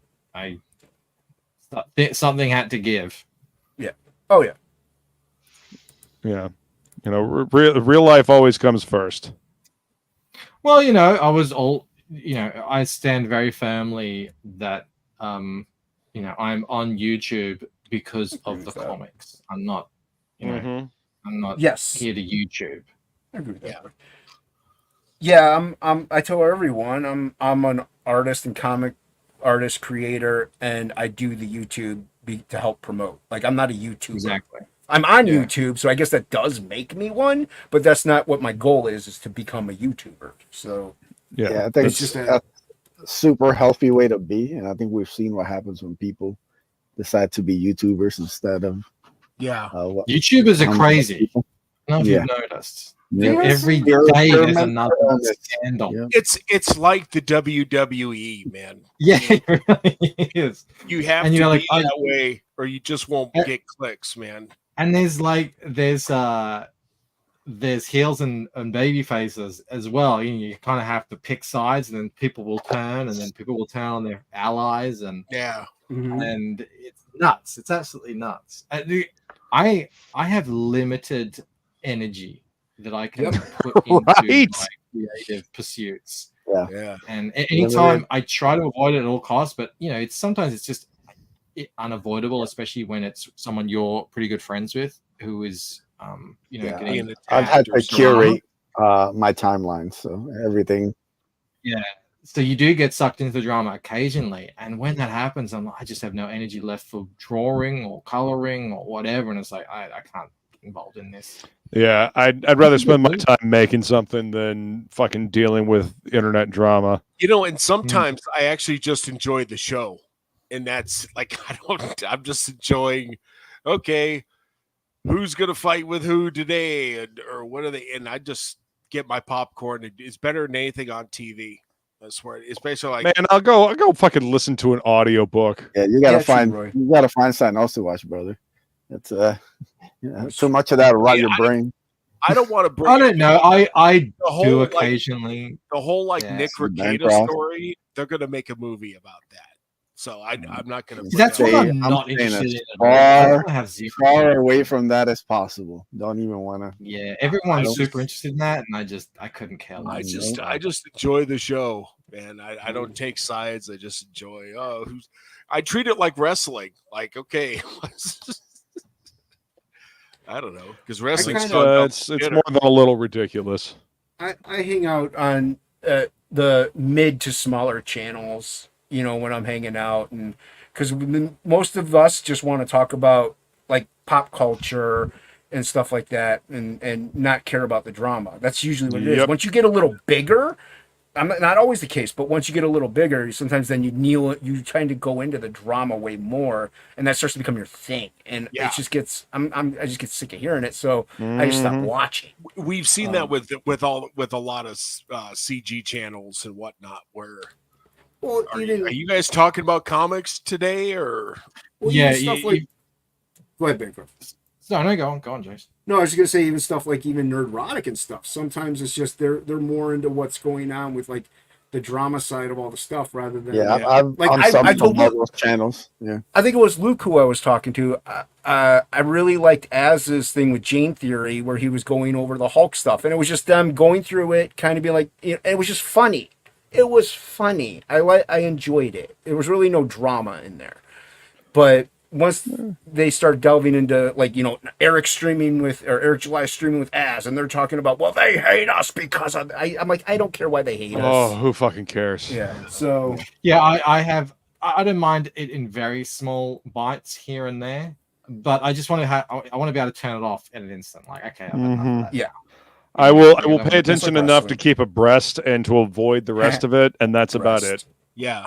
You said but yeah, when it starts getting repetitive, and you know, that's what happens. That's, you know, then there's a lot of these channels that were small that are now getting really big numbers because they're, you know, constantly talking about, I don't know, Eric July or whatever, and they get really big numbers. But then if you wanna keep those numbers, you gotta keep talking about Eric July. It's like, well, how much are you gonna?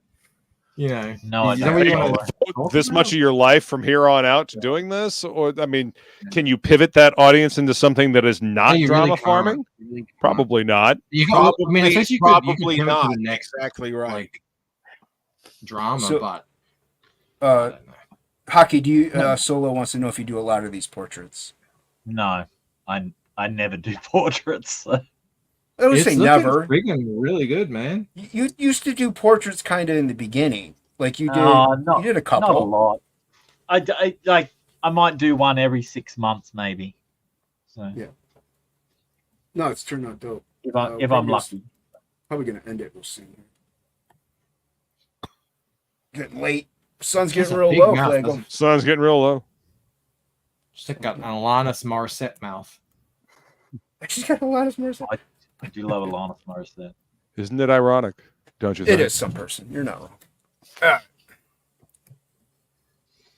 Gonna go around. Where are we going around at? I don't know. Who's first? Who's this? I think you're first. You're first. Who are you?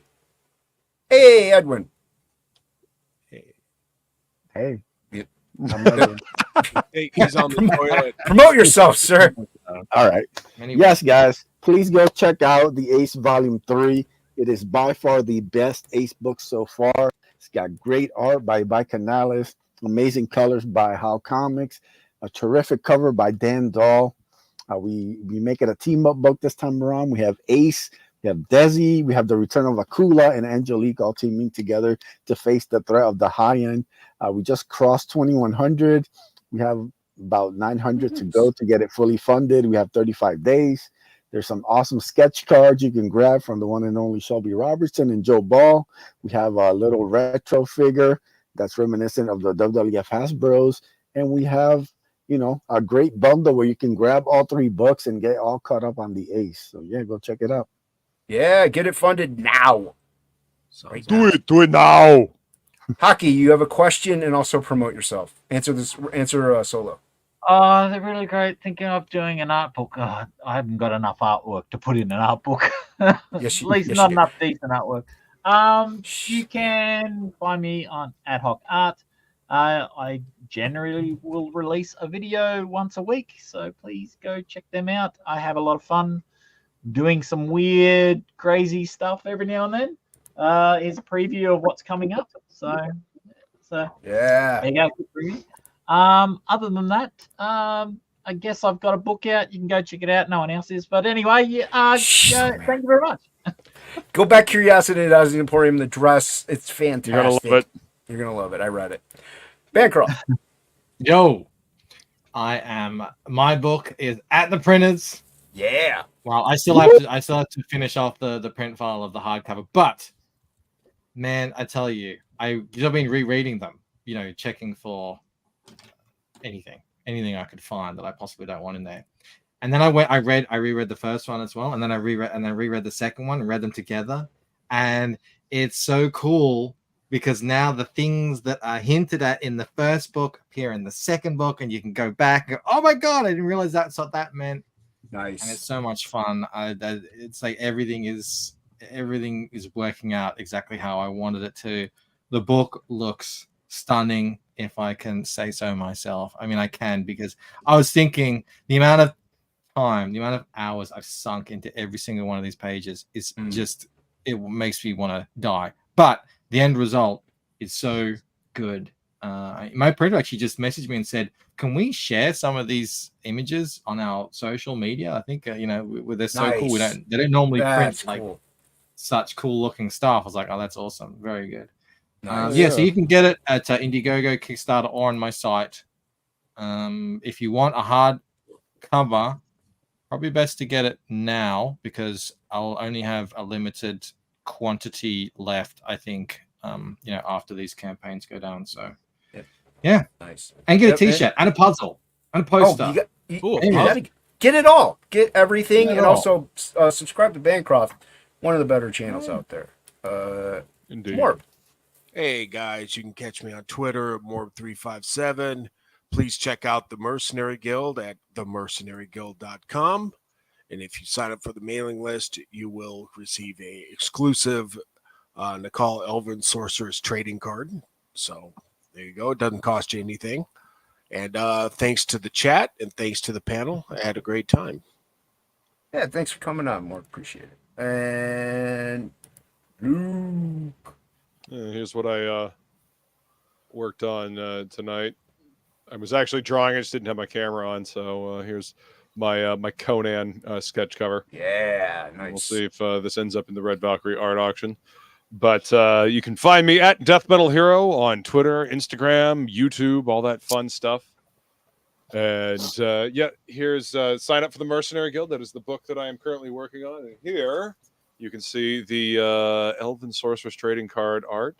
You'll get this exclusive trading card when you sign up for the Mercenary Guild. And if you sign up for the Mercenary Guild, you will also get a chance to win some original artwork. It's not this.